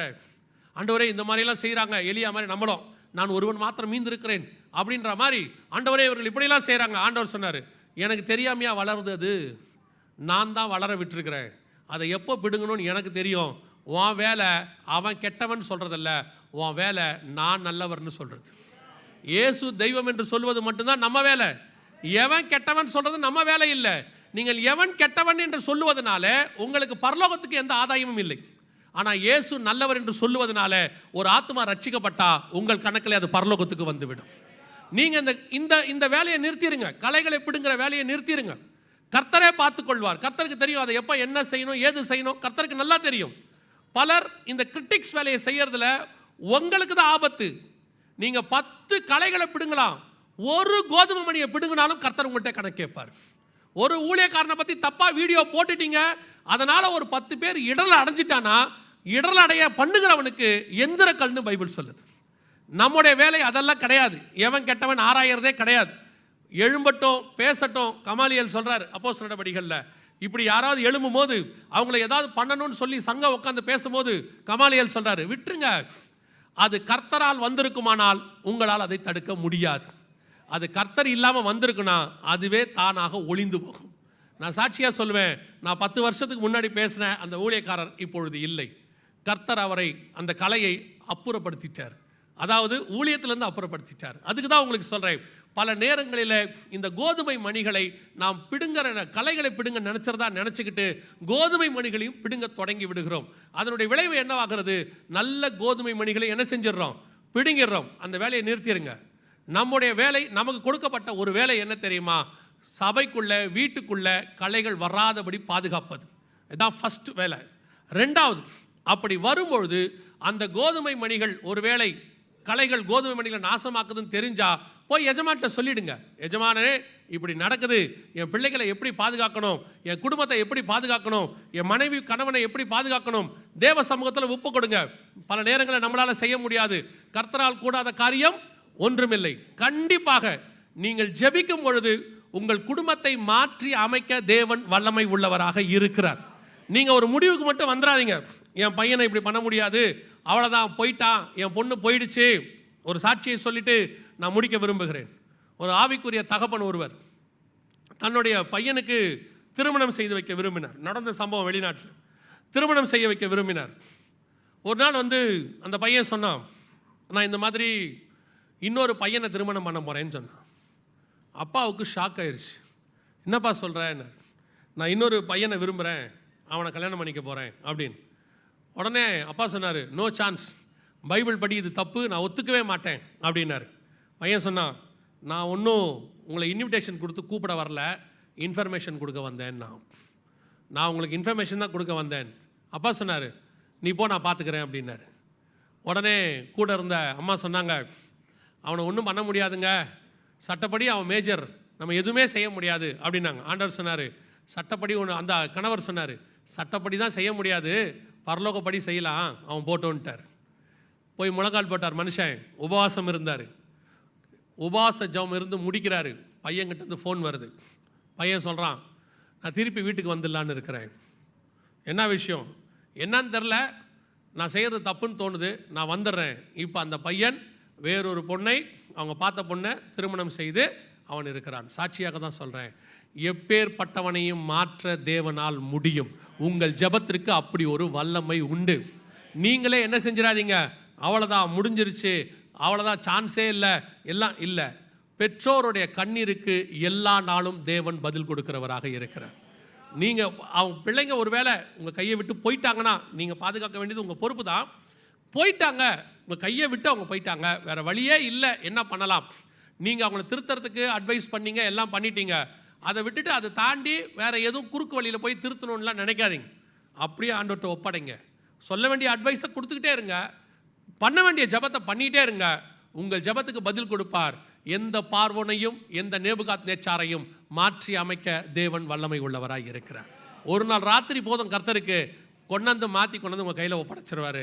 தேவன் மீண்டும் உங்கள் களைகளை அப்புறப்படுத்தி விட்டு நல்ல கோதுமை மணிகளாய் மாற்றி கொடுக்க வல்லமை உள்ளவராக இருக்கிறார். அல்லேலூயா. ஒரு நாள் வரும், அந்த கடைசி வசனத்தை வாசிங்க, முடிக்கலாம். 13ஆம் அதிகாரம் மத்தேயு எழுதின சுவிசேஷம் 30வது வசனத்தை வாசிங்கள். அறுப்பு காலத்தில் நான் அறுக்கிறவர்களை நோக்கி, முதலாவது களைகளை பிடுங்கி அவைகளை சுட்டெரிக்கிறதற்கு கட்டுகளாக கட்டுங்கள், கோதுமையோ என் களஞ்சியத்தில் சேர்த்து வையுங்கள் என்பேன் என்று சொன்னான். ஒரு காரியத்தை மாத்திரம் நன்றாக மனதில் வைத்துக் கொள்ள வேண்டும். வாலிபர்களுக்கு நான் சொல்கிறேன், சொல்லி முடிக்கிறேன். இந்த காலத்தில் நீங்கள் பார்க்கக்கூடிய பெரும்பான்மையானவைகள் கலைகள். நான் ஊழியக்காரங்களையும் சேர்த்து சொல்கிறேன், நிறைய ஊழியக்காரர்கள் கலைகளாக இருக்கிறார்கள். இந்த பீரியடில் யூத்ஸுக்கு, உங்களுடைய யூத்துக்கு ஏற்ற மாதிரி அவங்க வசனங்களையோ அல்லது என்டர்டெயின்மெண்ட்டையோ கொடுக்கும் பொழுது அதை சரி அப்படின்னு சொல்லி போவதற்கு எத்தனிக்காதிருங்கள். காரணம், உங்களுக்கு ஏற்ற மாதிரி ஊழியக்காரங்களை தெரிஞ்சு கொள்ளக்கூடாதுன்னு பைபிள் சொல்லிருச்சு. ஊழியக்காரன் உங்களுக்கு ஏற்ற மாதிரி இருக்கக்கூடாது, கர்த்தருக்கு ஏற்ற மாதிரி உங்களை மாத்திரவனாக இருக்கணும், அவன் தான் ஊழியக்காரனாக இருக்கணும். உங்களுடைய மாம்சத்தை சாட்டிஸ்ஃபை பண்ணுறவனாக ஊழியக்காரன் இருக்கக்கூடாது. உங்களுக்கு நல்ல என்டர்டெயின்மெண்ட்டாக ஜாலியாக குதிக்க ஓட ஒடியார அதுக்கு ஊழியக்காரன் தேவையே இல்லை. அதுக்கு வெளியே எத்தனையோ ரெக்ரியேஷன் இருக்குது. உங்களுக்குள்ளே இருக்கக்கூடியதான கர்த்தருக்கு பிரியமில்லாத காரியங்களை ரிமூவ் பண்ணுறவனாக இருக்கணும் ஊழியக்காரன். உங்களுடைய குற்றங்களை அப்புறப்படுத்துறவனாக இருக்கணும், உங்களை சுத்தமானவனாய் மாத்திரவனாக இருக்கணும். அதுக்கு நீங்கள் ஒப்பு கொடுங்கள். இல்லாவிட்டால் ஒரு நாள் வெகு சீக்கிரத்தில் வருகிறது, நல்ல கோதுமை மணிகளை களஞ்சியத்தில் சேர்ப்பார், களைகளையோ அக்கினியிலே கொண்டு போய் எரிக்க போகிறார். நியாய தீர்ப்புக்கு பயப்படுங்கள். இன்னைக்கு தேவ பயம் இல்லாமல் போயிட்டு இருக்குது. பிரசங்கியின் புஸ்தகம் நினைக்கிறேன் வசனம் தெளிவாக சொல்லுது, உன் கண் கண்டபடி நட, உன் இஷ்டப்படி இரு, முடிவிலே நியாயத்திலே கொண்டு வந்து நிறுத்துவார். வாலிப பிராயத்தில் ஓடும்போது நமக்கு எல்லாமே ரொம்ப என்ன சொல்கிறது, நம்ம செய்கிறது தான் எல்லாம் கரெக்டுன்னு தோணும். ஒரு வாலிப பையனோட பேசிகிட்டு இருக்கும்போது அவன் சொன்னான், யார் சொன்னாலும் நான் கேட்க மாட்டேன் அங்கிள் அப்படின்னா. எனக்கு ரொம்ப சுருக்குன்னு குத்துச்சு. ஏன் அப்படின்னா, இங்கே யார் பர்ஃபெக்ட்டு அப்படின்னா, யாரும் பர்ஃபெக்ட் இல்லை, யார் சொன்னாலும் கேட்க மாட்டேன். அப்போ யார் சொன்னால் தான்ப்பா கேட்பேன், ஆண்டவர் சொன்னால் தான் கேட்பேன்னா. எனக்கு அது வரைக்கும் கொஞ்சம் பரவாயில்ல, சந்தோஷமாக இருந்துச்சு. ஆண்டவர் சொன்னாலும் கேட்க மாட்டேன்னு ஒரு குரூப் இருக்குது இல்லையா, ஒரு குரூப் இருக்குது. கடவுள் சொன்னால் கூட கேட்க மாட்டேன். அந்த பிள்ளை பரவாயில்ல, அந்த பையன் சொன்னான் ஆண்டவர் சொன்னால் தான் நான் கேட்பேன். சிலர் அப்படி இருக்கிறாங்க, யார் சொன்னாலும் கேட்க மாட்டேன். நல்லா தெரிஞ்சுக்கொள்ளுங்க, ஆண்டவர் எல்லாத்தையும் இந்த வேதத்தில் எழுதி கொடுத்துருக்கிறாரு. நீ கேட்கும் போதெல்லாம் வந்து இறங்கி பேசணுன்றதுக்காக ஆண்டவர் சொல்லலை. இதை தாண்டி உனக்கு தேவைன்னா கர்த்தர் உன்னிடத்தில் வந்து பேசுவார். ஆனால் உனக்கு ஒரு தேவ பயம் ரொம்ப முக்கியம். எது செஞ்சாலும் கரெக்டு, என்ன பண்ணாலும் கரெக்டு, நாம் செய்கிறதெல்லாம் பர்ஃபெக்டாக இருக்குது. சிலர் பார்த்தீங்கன்னா நல்லா படிப்பான், மற்ற சேட்டைகளும் கூட்டம் இருக்கும். இந்த நல்லா படிக்கிறத வச்சுக்கிட்டு சேட்டைகளை ப்ளஸ் பாயிண்ட்டாக எடுத்துப்பான். எல்லாரும் சொல்லுவாங்க, அவனுக்கு என்னங்க நல்லா படிக்கிறான், இந்த படிப்பை வச்சுக்கிட்டு இதை எடுத்துப்பான். நீ எவ்வளோ படிக்கிற எவ்வளோ படிக்கலைங்கிறது முக்கியம் இல்லை, கர்த்தருக்கு முன்பாக உண்மையாக இருக்கிறியான்றது தான் முக்கியம். ஏன்னா உன் படிப்பை பார்த்து கர்த்தர் பரலோகத்தில் சேர்க்க பார்க்கறதில்ல, உன் உண்மையை பார்த்து தான் பரலோகத்தில் சேர்க்க போகிறார். நிறைய பேருக்கு இந்த ஒரு வேலை கிடச்சிருச்சு, நல்லா சம்பாதிக்க ஆரம்பித்த உடனே ஒரு துணிகரம் வந்துடுது ஆட்டோமேட்டிக்காக. ஏன் இஷ்டம், நான் செய்வேன், என் லைஃப் நான் அமைச்சுப்பேன். இல்லை, அது உன் லைஃப் இல்லை, கர்த்தர் உனக்கு கொடுத்த லைஃப். அதை எப்படி அமைக்கணும்னு கர்த்தர் தான் சொல்லி கொடுத்துருக்கிறாரு. உன் காலங்கள் அவருடைய கரத்தில் வரையப்பட்டிருக்கு. ரொம்ப நீங்கள் இந்த வேலை கிடச்சி சம்பளம் கிடச்ச உடனே எல்லாமே கரெக்டாகிடுச்சு, ஃப்யூச்சரே நம்மக்கிட்ட இருக்குன்னு நினைக்காதீங்க. ஆண்டவர் நினச்சாருன்னா அவ்வளோ பெரிய வண்டியை சின்ன முள் வச்சு குத்தி பஞ்சராக்கி ஓரமாக நிற்க வச்சுருவார். வண்டியில் பெட்ரோல் இருக்கும், எல்லாருக்கும் லைசன்ஸ் இருக்கும், ஆர்சி புக் இருக்கும், குட்டியோண்டா ஒரு முள்ளை குத்த விட்டு காற்றை பிடிங்கி விட்டுருவார். நடு ரோட்டில் இருட்டில் நின்றுக்கிட்டு இருக்கணும், ஜாக்கி போட்டு மாட்டக்கூட தெரியாது உங்களுக்குலாம். இப்போ ஓரமாகவே நின்றுக்கிட்டு இருக்கணும். கர்த்தர் உன் வாழ்க்கையை ஃபியூஸ் பிடுங்கிறதுக்கு எந்த நிமிஷமும் ஆகும். கர்த்தர் உண்மையில் கிருபையாக இருக்கிறார். தேவ பயம் ரொம்ப முக்கியம். படிப்பை வச்சுக்கிட்டு சம்பாத்தியத்தை வச்சுக்கிட்டு கிடைக்கிற 4 ஃப்ரெண்ட்ஸ் உங்கள்கிட்ட பேசுவான், உனக்கு என்னடா நீ நினச்சா ஆவும்பா, அவன்லாம் உனக்கு கவுக்குறான்னு அர்த்தம். கவுக்குறான்னு அர்த்தம். ரொம்ப கேர்ஃபுல்லாக இருந்து கொள்ளுங்க. ஒருவேளை நான் சொல்லுகிறது கண்டிப்பாக இருக்கும். நான் உங்களுடைய வாலிப பிராயத்தை தாண்டி வந்தவன் என்கிறதுனால சொல்லுகிறேன். தாண்டி வந்தன்ற ஒரே காரணம் எனக்கு தெரியும். அந்த வாலிப பிராயத்தில் நம்ம மைண்டு என்ன யோசிக்கும், என்ன பண்ணுவோம். இப்போ இருக்கிறவங்க அப்போ இருக்க வாலிபரை விட 2 மடங்கு வைப்ரண்ட்டாக யோசிக்கிறாங்க. ரொம்ப கேர்ஃபுல்லாக இருந்து கொள்ளுங்க. இந்த படிப்பு சம்பளம் இது எல்லாமே ஒரு டெம்பரவரி. நினச்ச ஆண்டவர் ஒரு நிமிஷத்தில் எல்லாத்தையும் எடுத்துருவார். எதிர்காலத்தை கேள்விக்குறியாக்கி விட்டுருவார். என்ன பண்ணுறதுனே தெரியாமல் பண்ணி விட்டுருவார். ஆனால் நீ கர்த்தரை மட்டும் பிடிச்சிக்கிட்டினா புழுதியில் இருந்த உன்னை கொண்டு போய் ராஜாக்கள் மத்தியில் உட்கார வைக்க கர்த்தரால் முடியும். கர்த்தர் உன்னை ஆசீர்வதிக்கத்தான் விரும்புகிறார். உன்னை கர்த்தர் எப்பவுமே நல்லா வைக்கத்தான் விரும்புகிறார். உன் பெற்றோரை விட கர்த்தர் உன்னை நல்லா வைக்க விரும்புகிறார். ஆனால் கர்த்தர்கிட்ட மோதிடாத. கல் மேலே மோதின நொறுங்கி போயிடுவேன். நான் எச்சரிப்பாக சொல்லிட்டு தான் முடிக்கிறேன். கர்த்தர் உன்னை அதிகமாய் நேசிக்கிறார். ஆனால் அதிகமாய் நேசிக்கிற பிள்ளையையும் சிட்சிக்கவும் செய்கிறார். தப்பு செய்யும்போது கர்த்தர் எவனை அதிகமாக நேசிக்கிறாரோ அந்த பிள்ளையை சிட்சிக்கவும் செய்கிறார். சும்மா இன்றைக்கி இருக்கக்கூடிய சில ஃபேண்டசியாக சில ஆட்கள் பேசுவாங்க, அப்படி பண்ணால் தப்பு இல்லை, இப்படி பண்ணால் தப்பு இல்லை, அதை செஞ்சால் தப்பு இல்லை. கிடையாது.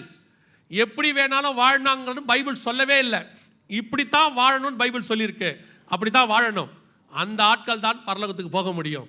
சிலரை பார்த்துட்டு நீ உன்னை சூடு போட்டுக்காத, அவர் அப்படி இருக்காரு, இவர் இப்படி இருக்காரு. அவரெல்லாம் கர்த்தர் அப்படியே ஓட விட்டுருக்கிறாரு. இந்த மரத்தை அப்படியே வளர விட்டுருக்கிறாரு. ஒரு நாள் வெட்டுவார்.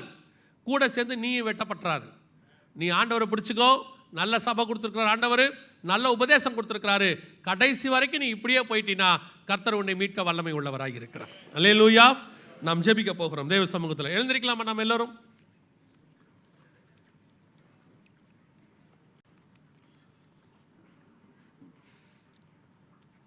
எல்லாம் கண்களை மூடுவோம். சபை என்பது நம்முடைய ஆத்மாவுக்கு வார்த்தைகளை கொடுக்குற இடம். நம்ம பல நேரத்தில் சபையை நம்முடைய மாம்சத்தின் ஆசீர்வாதத்துக்கு கிடைக்கிற வார்த்தைக்காக மட்டும் பயன்படுத்துகிறோம். சபைக்குள்ள வந்து உக்காந்தா வாக்குத்தத்தம் வரும், வசனம் வரும், நான் எதிர்பார்த்துருக்கிறபடி ஆசீர்வாதத்தை பற்றி பேசுவாங்க, நான் எனக்கு இது கிடைக்கும் அது கிடைக்கும்னு சொல்லுவாங்க அப்படின்னு நீங்கள் எதிர்பார்க்குறீங்க. சில நேரங்களில் கர்த்தர் அதையும் செய்கிறார். அதை விட ரொம்ப முக்கியம், உங்கள் சரீரத்தை விட கர்த்தருக்கு உங்கள் ஆத்மா ரொம்ப முக்கியம். ஏன்னா உங்கள் சரீரம் ஏதோ ஒரு காலகட்டத்தில் பூமியை விட்டு போயிடும். ஆனால் உங்கள் ஆத்மா நித்தியமாய் பரலோகத்துக்கு போகும். அதுக்கு தான் கர்த்தர் அதிகமாக பேசுவார். உங்கள் ஆத்மாவுக்கு தேவையான செய்திகளை கொடுக்கறதுக்கு தான் கர்த்தர் சர்ச்சு வச்சிருக்கிறார். இந்த ஆத்மா மண்ணோட ஒட்டிக்கிட்டு இருக்குதா, இல்லை இந்த ஆத்மா மான்கள் நீரோடையை வாஞ்சிக்கிறது போல கர்த்தரை வாஞ்சிக்குதா? ரெண்டையும் நீங்கள் பார்த்துக்கணும். இந்த உலக பிரகாரமாக நீங்கள் சந்தோஷமாக இருக்கிறத கர்த்தர் தடையாக சொல்லலை. ஆனால் கர்த்தரை விட்டுட்டு ஒரு சந்தோஷம் உலகத்தில் கிடையவே கிடையாது. கர்த்தர் கொடுக்குற சந்தோஷம்தான் நித்தியமானது. இந்த உலகத்தின் சந்தோஷம் கொஞ்ச நேரம் இருக்கும், சில மணி நேரம் இருக்கும், சில நிமிஷங்கள் இருக்கும், சில ராத்திரிகள் இருக்கும்.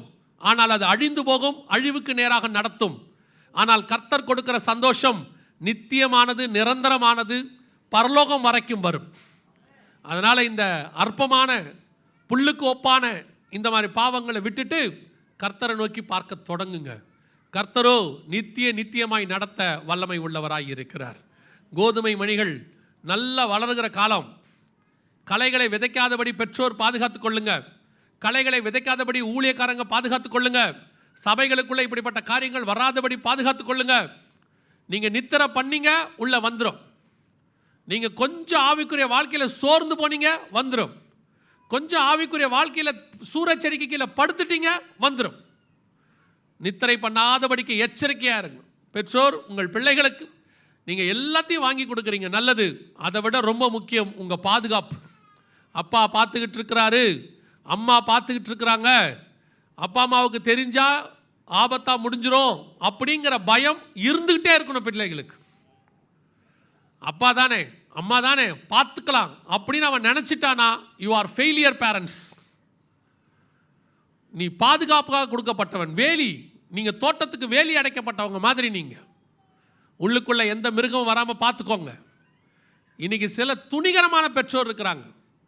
தங்கள் சந்தோஷத்துக்காக பிள்ளைகள் எக்கேடு கெட்டாலும் பரவாயில்லன்னு நினைக்கிற பெற்றோர் கொஞ்சம் பேர் இருக்கிறாங்க. தங்க செய்கிற தப்பை பிள்ளைங்கிட்ட மறைக்கிறதுக்கு காசை கொடுத்து பொருட்களை வாங்கி கொடுத்து இவங்க பாவம் அவங்களுக்கு தெரியாமல் இவங்க பார்த்துக்கிறாங்க. முடிவிலே கர்த்தர் கொண்டு வந்து நியாயத்தில் நிறுத்துவார். கேர்ஃபுல்லாக இருந்து கொள்ளுங்க. நீ அவனுக்கு முன்மாதிரியாக இருக்க வேண்டியவன். அவனுக்கு முன்பாக நீ பாவியா தலை குனிஞ்சு நிற்காத. நாம எப்படி இருக்கிறோமோ அப்படித்தான் நம்ம சந்ததி. பெற்றோர் தப்பு செஞ்சால் கூட பிள்ளைகள் நல்லா இருக்கணும்னு நினைக்கணும். ஆனால் இன்னைக்கு பெற்றோர் பிள்ளைகள் எக்கேடு கெட்டாலும் போகலான்னு நினைக்கிற ஒரு சந்ததி பெற்றோர் உருவாயிட்டாங்க. அதில் நீங்களும் நானும் இருக்கக்கூடாது. கடைசியாய் உங்கள் பிள்ளைகளை கர்த்தர் கையில் ஒப்படைங்க பார்ப்போம். கர்த்தருக்கு ஒப்பு கொடுங்க. உங்கள் பிள்ளை டாக்டர் ஆகணும், இன்ஜினியர் ஆகணும்னு எல்லாரும் நினைக்கிறீங்க. அப்படி தான் உலகத்தில் இருக்கிற எல்லாரும் நினைக்கிறாங்க. ஏன் நீங்கள் உங்கள் பிள்ளை ஊழியக்காரனாகணும்னு நினைக்கக்கூடாது? ஏன் அவன் கர்த்தருக்காக வைராகமாக எழுமணும்னு நினைக்கக்கூடாது? இன்ஜினியரிங் டாக்டருங்கிறது ஏதோ உங்களுக்கு கவர்ச்சியான ஒரு எதிர்காலம் மாதிரி தெரியுது. கர்த்தர் கரத்தில் ஊழியக்காரனுங்கிறது நித்தியமான ஆசீர்வாதத்துக்குரிய பணி. அது நித்திய ஆசீர்வாதத்துக்கான வேலை. உன் குடும்பத்தில் ஒரு ஊழியக்காரன் வந்துட்டானா அவன் நிமித்தம் உன் குடும்பத்தையே கர்த்தர் பாதுகாத்துருவார். நோவாவின் நிமித்தம் அவன் குடும்பமே பாதுகாக்கப்பட்டது. பாருங்க, பாஸ்டர் தன்னுடைய பிள்ளைகளை ஊழியத்துக்கு ஒப்பு கொடுத்தார். இன்னைக்கு எவ்வளோ ஆசீர்வாதம் என்பதை பாருங்க. கண்கூடான ஒரு சாட்சி. அதைத்தான் உங்கள் பிள்ளைகளுக்கு செஞ்சு பாருங்க. உங்கள் பிள்ளைகளை கர்த்தருக்கு கொடுத்து பாருங்க. உங்கள் பிள்ளைகள் கலைகளாக அல்ல, நல்ல கோதுமை மணிகளாக வளர கர்த்தர் கிருபை பாராட்டுவார். நாம் ஒப்பு கொடுத்து ஜெபம் பண்ணுவோமா? அப்படி ஜெபிக்க விரும்புகிறவங்க கரங்களை ஆண்டவருக்கு நேராக உயர்த்தி, ஆண்டவரே, என்னுடைய வயல், என்னுடைய தோட்டம், என்னுடைய வீடு, என்னுடைய சபை கர்த்தருக்கு முன்பாக 100% கோதுமை மணிகள் உள்ளதான சபையாக, வீடாக மாறட்டும். ஆண்டவரே, ஒப்பு கொடுத்து ஜெபம் பண்ணுவோமா? சர்வ வல்லமை உள்ள எங்கள் தகப்பனே, இந்த அருமையான வேலைக்காய் ஸ்தோத்திரம். தேவனாகிய கர்த்தர் இம்மட்டும் நடத்தி கொண்டு வந்த தயவுகளுக்காய் நன்றி. வந்திருக்கிற ஒவ்வொருத்தருடைய குடும்பத்தையும் ஒப்புக் கொடுக்கிறோம். கர்த்தர் பொறுப்பெடுத்துக் கொள்வீராக, ஆசீர்வதிப்பீராக. அந்த குடும்பங்கள் கர்த்தருக்கு முன்பாக எப்பொழுதும் நிற்பதாக. ஆண்டவரே, தீங்கும் அணுகாதபடி கர்த்தர் வேலி அடைத்து பாதுகாத்துக் கொள்ளுங்க. குடும்பங்களுக்கு விரோதமாய் உருவாக்கப்படுகிற எல்லா ஆயுதங்களும் வாய்க்காதே போகட்டும். நீர் மாத்திரம் மகிமைப்படுங்க. எங்கள் ஆண்டவர் இயேசு கிறிஸ்துவின் நாமத்தில் ஒப்பு கொடுத்து ஜெபிக்கிறோம் எங்கள் ஜீவனுள்ள நல்ல பிதாவே. ஆமென். நல்ல கையை தட்டி கர்த்தரை மகிமைப்படுத்துவோமா? ஆமென். ஹல்லேலூயா. ஆண்டவர் நிச்சயமா என்னோடு பேசினார். எத்தனை பேர் சொல்றீங்க ஹல்லேலூயா? ஆமென். நாம் ஒவ்வொருவருக்கும் ஆண்டவர் தெளிவாக பேசி இருக்கிறார். as a pastor I can echo pastor சொன்னதை நான் எக்கோ பண்ண விரும்புகிறேன். ஆமென். முக்கியமான காரியங்களை ஆவியானவர் நம்மோடு இன்றைக்கு இடைப்பட்டு இருக்கிறார். பேரண்ட்ஸ், யங் பீப்புள், இன்னைக்கு கேட்ட சத்தியத்தை உள் வாங்கி கொள்ளுங்க. உங்க வாழ்க்கையில நீங்க அப்ளை பண்ணுங்க. இந்த கடைசி காலத்தில் நாம் மிகவும் மிகவும் ஜாக்கிரதை உள்ளவர்களாக இருக்க வேண்டும். Amen. Fathers, involve in your family. உங்கள் ஃபேமிலிக்குள்ளே நீங்கள் இன்வால்வ் பண்ணுங்க. என்ன நடக்குதுன்னு நீங்கள் பாஸ் சொல்லி கொடுத்தது போல் அதை நீங்கள் அறிஞ்சு கொண்டு ஆவியானோட உதவியை கேட்டு ஞானமாக நீங்கள் செயல்படுங்க. ஏமேன். நான் ஒவ்வொருவரும் ஏமேன் சக்ஸஸ் பிஸ்னஸில் மட்டும் இல்லை, வேலையில் மட்டும் இல்லை, நம்ம குடும்பமும் ஒரு சக்ஸஸாக இருக்க வேண்டும். ஆவிக்குரிய வாழ்க்கை ஒரு சக்ஸஸாக இருக்க வேண்டும். ஆமென். நல்ல கரங்களை ஒத்தி கர்த்தர் கொடுத்த வார்த்தைக்காக ஸ்தோத்திரம் பண்ணுவோமா? ஸ்தோத்திரம், ஸ்தோத்திரம், ஸ்தோத்திரம், ஸ்தோத்திரம். ஆமென். நம் கர்த்தருடைய பந்தியில் பங்கெடுக்க போகிறோம். ரட்சிக்கப்பட்டு ஞானஸ்தானம் எடுத்து நீ ஒவ்வொருவரும் நான் ஆயத்தமாக இருக்கிறேன் என்று சொல்றவங்க, கர்த்தருடைய பந்தியில் பங்கெடுக்க நான் ஆயத்தமாக இருக்கிற சொல்றவங்க, ஆமென். நீங்க உள்ள வரும் பொழுதே உங்க கையில இந்த கம்யூனியன் எலிமெண்ட்ஸ் கொடுத்திருப்பார்கள். எனக்கு கிடைக்கல அப்படின்னு சொன்னீங்கன்னா உங்க கரங்களை உயர்த்தி காமிங்க. வாலண்டியர்ஸ் கையில கொடுப்பாங்க. வேகமாக வாலண்டியர்ஸ் கொடுக்கும்படி அன்போடு நான் கேட்கிறேன். உங்கள் கரங்களை உயர்த்தி வைத்திருங்கள். நான் கம்யூனியன் எடுக்க ரெடியா இருக்கிறேன், ஆனால் எனக்கு இன்னும் கிடைக்கலன்னு சொல்லுங்க. கரங்களை உயர்த்தி வைத்திருங்கள். கையில வாலண்டியர்ஸ் வந்து கொடுப்பார்கள். Thank you Jesus. விலையேற பெற்ற திரு இரத்தமே சுவிலாவில் மேலையும் கிடைக்காட்டி உங்க கரங்களை உயர்த்திருங்க. I hope everybody has that element. விலையேற பெற்றோனா என்னை மாற்ற விலையாக ஈந்தனரே. விலையேற பெற்றோனா என்னை மாற்ற விலையாக ஈந்தனரே. கல்வாரியின் கருணை இதே காயங்களில் காணுதே. கர்த்தர் இயேசு பாருனக்காய் கஷ்டங்கள் சகித்தாரே. கர்த்தர் இயேசு பாருனக்காய் கஷ்டங்கள் சகித்தாரே. ஓ விலையேற பெற்ற திரு இரத்தமே இயேசுவிலாவினின்று பாயுதே. விலையேற பெற்றோனாய் என்னை மாற்ற விலையாக ஈந்தனரே. விலையேற பெற்றோனாய் என்னை மாற்ற விலையாக ஈந்தனரே. எல்லாருக்கும் கையில இந்த கம்யூனியன் கப் வந்திருக்கு நான் விசுவாசிக்கிறேன். மேல எல்லாருக்கும் வந்து விட்டதா? எடுக்க ரெடியா இருக்க எல்லாருக்கும் வந்துருச்சா மேல?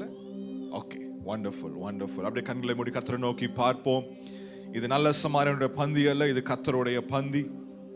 என்னை நினைவு கூறும்படி இதை செய்யுங்கள் என்று இயேசு நமக்கு கட்டளை கொடுத்திருக்கிறார், கற்றுக் கொடுத்திருக்கிறார். ஆமென். நமக்காக இயேசு சிலுவையில மரித்து அடக்கம் பண்ணப்பட்டு 3ஆம் நாள் உயிரோடு எழுந்தார். ஆமென். நம்முடைய பாவங்கள் மன்னிக்கப்படும்படியாக இரத்தத்தை சிந்தினார். அவருடைய சரீரம் பிற்கப்பட்டது. ஆமென். because through that அதன் மூலமாக நாம் ஜீவனை பெற்றுக்கொள்ள, புது வாழ்வை பெற்றுக்கொள்ள இயேசு நமக்காக சிலுவையிலே அடிக்கப்பட்டு ஆமென் அடக்கம் பண்ணப்பட்டு 3ஆம் நாள் உயிரோடு எழுந்தார். நல்ல ஸ்தோத்திரம் சொல்லுவோமா? ஆமென். நமக்கு கிறிஸ்து செய்த காரியத்தை நினைவு கூறுவோம் இந்த கால வேளையில. Let us remember what Christ has done for us on the cross. Thank you Jesus. நல்ல ஸ்தோத்திரம் சொல்லுங்க. Thank you Lord. Thank you Lord. Thank you Lord. இந்த ரட்சிப்பை நம்முடைய சுயநிதினால சம்பாதித்துக் கொள்ள முடியாது. ஆனால் எங்களுக்கு நீர் ஆண்டவரே உம்மையில் நாங்கள் விசுவாசம் வைத்த பொழுது கிருபையாய் விசுவாசத்தின் மூலம் எங்களை ரட்சித்தீரே. உமக்கு கோடி ஸ்தோத்திரம் என்று நாங்கள் சொல்லுகிறோம். Thank you Jesus. அப்பத்தை கையில் எடுத்துக்கொள்ளுங்கள். கர்த்தராகிய இயேசு தம் காட்டிக் கொடுக்கப்பட்ட அந்த ராத்திரியிலே அப்பத்தை எடுத்து ஸ்தோத்திரம் பண்ணி அதை பிட்டு, இதை நீங்கள் வாங்கி புசியுங்கள், இது உங்களுக்காக பிற்கப்படுகிற என்னுடைய சரீரமாய் இருக்கிறது, என்னை நினைவு கூறும்படி இதை செய்யுங்கள் என்றார். அப்படியே இந்த அப்பத்தை உயர்த்தி நல்ல ஸ்தோத்திரம் சொல்லுங்க. கிறிஸ்துவின் சரீரம் உங்களுக்காக பிற்கப்பட்டது. Amen. His body was broken on your behalf. Hallelujah. Amen. Thank you Lord. நன்றி அப்பா, நன்றி அப்பா. ஏக சிந்தையோடு இந்த அப்பத்தை புசிப்போமா? Thank you Jesus. போஜன பண்ண பின்பு அவர் அந்தபடியே அந்த பாத்திரத்தையும் எடுத்து, இந்த பாத்திரம் என் இரத்தத்தினால் ஆகிய புதிய உடன்படிக்கையாய் இருக்கிறது, நீங்கள் இதை பானம் பண்ணும் போது எல்லாம் என்னை நினைவு கூறும்படி இதை செய்யுங்கள் என்றார். அப்படியே இந்த பாத்திரத்தை உயர்த்தி நல்ல ஸ்தோத்திரம் சொல்லுவோம், நன்றி சொல்லுவோம். விலையேற பெற்ற இயேசு கிறிஸ்துவின் ரத்தத்துக்கு நன்றி சொல்லுங்க. இந்த ரத்தத்துக்கு ஒரு நாள் வல்லமை குறைஞ்சே போகாது. Amen. Hallelujah. இந்த ரத்தம் நம்மளை நீதியாய் நிறுத்தி இருக்கிறது. Amen. நமக்கு ஒரு புதிய மார்க்கத்தை கொடுத்து இருக்கிறது. ஆமென். சமீபமாய் வருவதற்கு, தேவன் பக்கத்துல சமீபமாய் வருவதற்கு இந்த ரத்தம் ஒரு வழியை உண்டு பண்ணி இருக்கிறது. ஹalleluya. தூரமாய் இருந்த நம்மள, அடிமையாய் இருந்த நம்மள பிள்ளையாய் மாற்றி இருக்கிறது. நல்ல ஸ்தோத்திரம் சொல்லுங்க. Thank you Jesus for the blood that was shed for us. Hallelujah. We give you glory, we give you praise, and we give you honor for this blood of Jesus. Thank you Jesus. ஒரு மனதோடு இந்த பாத்திரத்திலே பானம் பண்ணுவோம். நித்திய மீட்பை எனக்கு தர, எதிர்க்கும் சாத்தான் மேல் ஜெயம் பெற. நித்திய மீட்பை எனக்கு தர, எதிர்க்கும் சாத்தான் மேல் ஜெயம் பெற. நன்மைகள் எனக்காய் பேசுகிற, நன்மைகள் எனக்காய் பேசுகிற, தெளிக்கப்படும் பரிசுத்த இரத்தமே, தெளிக்கப்படும் பரிசுத்த இரத்தமே. அப்படியே கரங்களை உயர்த்தி, இரத்தமே, சிந்தப்பட்ட இரத்தமே, விலையேற பெற்ற இரத்தமே. ஹalleluya. இரத்தமே, சிந்தப்பட்ட இரத்தமே, எனக்கு விலையாக சிந்தப்பட்டதே. எல்லாரும் சேர்ந்து பாடுவோமா? இரத்தமே, இரத்தமே, சிந்தப்பட்ட இரத்தமே, விலையேற பெற்ற இரத்தமே. ஹalleluya. இரத்தமே, சிந்தப்பட்ட இரத்தமே, எனக்கு விலையாக சிந்தப்பட்டதே. எனக்கு விலையாக, எனக்கு விலையாக எல்லாரும் சொல்லுவோமா? சிந்தப்பட்டதே. எனக்கு விலையாக, எனக்கு விலையாக சிந்தப்பட்டதே. நல்ல கையத்தடி கர்த்தரை மகிமைப்படுத்துவோம். Thank you Jesus. எங்களை நீர் ஒரே சரீரமாய் மாற்றி இருக்கிறதற்காக ஸ்தோத்திரம். உடைய பிள்ளைகள் என்று எங்களை அழைத்திருக்கிறதற்காக ஸ்தோத்திரம். அப்பா பிதாவே என்று கூப்பிடத்தக்க புத்திர சுவிகாரத்தின் ஆவி எங்க மேல ஊற்றி இருக்கிறதற்காக ஸ்தோத்திரம். ஆண்டவரே, வந்திருக்கிற ஒவ்வொரு தேவ பிள்ளைகளையும் நாங்கள் ஆசீர்வதித்து அனுப்புகிறோம். கரங்களை உயர்த்தி கொள்ளுங்க. இயேசு கிறிஸ்துவின் நாமத்தினாலே தேவனுடைய ஊழியக்காரனாகி நான் வந்திருக்கிற ஒவ்வொரு நாங்கள் பிளஸ் பண்ணி அனுப்புகிறோம். இந்த ஆகஸ்ட் மாசம் நீர் வாக்கு பண்ணபடியே அவன் செய்வதெல்லாம் வாய்க்கும் என்ற வார்த்தையின்படியே இவர்கள் வாழ்க்கையில இந்த வருஷம், இந்த மாதம் கர்த்தருடைய பிரசன்னத்தில் இருந்து எழும்பி போய் செய்கிற ஒவ்வொரு காரியத்தையும் நீர் வாய்க்க பண்ண போறதற்காக நாங்கள் நன்றி செலுத்துகிறோம். இவர்கள் போகும் பொழுதும் ஆசீர்வதிக்கப்பட்டிருப்பார்கள், வருகையிலும் ஆசீர்வதிக்கப்பட்டிருப்பார்கள். ஆமென். இவர்கள் கையின் பிரயாசங்கள் ஆசீர்வதிக்கப்பட்டிருக்கும். நன்மையும் கிருபையும் பின்தொடரும். இவர்களும் இவர்கள் பிள்ளைகளும் இந்த தேசத்தில், இந்த பட்டணத்தில் அற்புதங்களாக, அடையாளங்களாக இருப்பார்கள். நீர் அப்படியே நடத்த போகிறதற்காக நாங்கள் நன்றி செலுத்துகிறோம். இயேசு கிறிஸ்துவின் ரத்தம் இவர்கள் மேல் அடையாளமாக இருக்கிறபடியினாலே எந்த வறுமையும், எந்த சாத்தானும், எந்த வியாதியும் உங்களை தொட முடியாது இயேசுவின் நாமத்தினாலே. ஆமென். எந்த விதமான ஆக்சிடென்ட் ஸ்பிரிட்ஸோ, எந்த விதமான தோல்வியின் சூழ்நிலைகளோ இவர்களை மேற்கொள்ள முடியாது இயேசுவின் நாமத்தினாலே. ஒவ்வொருவரையும் நீர் பாதுகாத்து உம்முடைய சட்டைகள் கீழ் மறைத்து நீர் வழி நடத்துவீராக. ஆண்டவரே, இவர்கள் ஒவ்வொருவரும், நாங்கள் ஒவ்வொருவரும் இந்த சபை முழுவதுமே ஒரு மலை மேல் உள்ள பட்டணத்தை போல உம் நாமத்தை உயர்த்துகிற நபர்களாக, உமக்கின் சாட்சியாய் வாழுகிற நபர்களாக நாங்கள் அர்ப்பணித்து இந்த ஜெபத்தை ஏறெடுக்கிறோம். நீரே பொறுப்பெடுத்து வழி நடத்தும். இயேசு கிறிஸ்துவின் நாமத்தில் ஜெபிக்கிறோம் ஜீவனுள்ள நல்ல பிதாவே. என் ஆத்துமாவே நீ கர்த்தரை ஸ்தோத்திரி, என் முழு உள்ளமே அவருடைய பரிசுத்த நாமத்தை ஸ்தோத்திரி. என் ஆத்துமாவே நீ கர்த்தரை ஸ்தோத்திரி, கர்த்தர் செய்த சகல உபகாரங்களையும் மறவாதே. ஆமென்.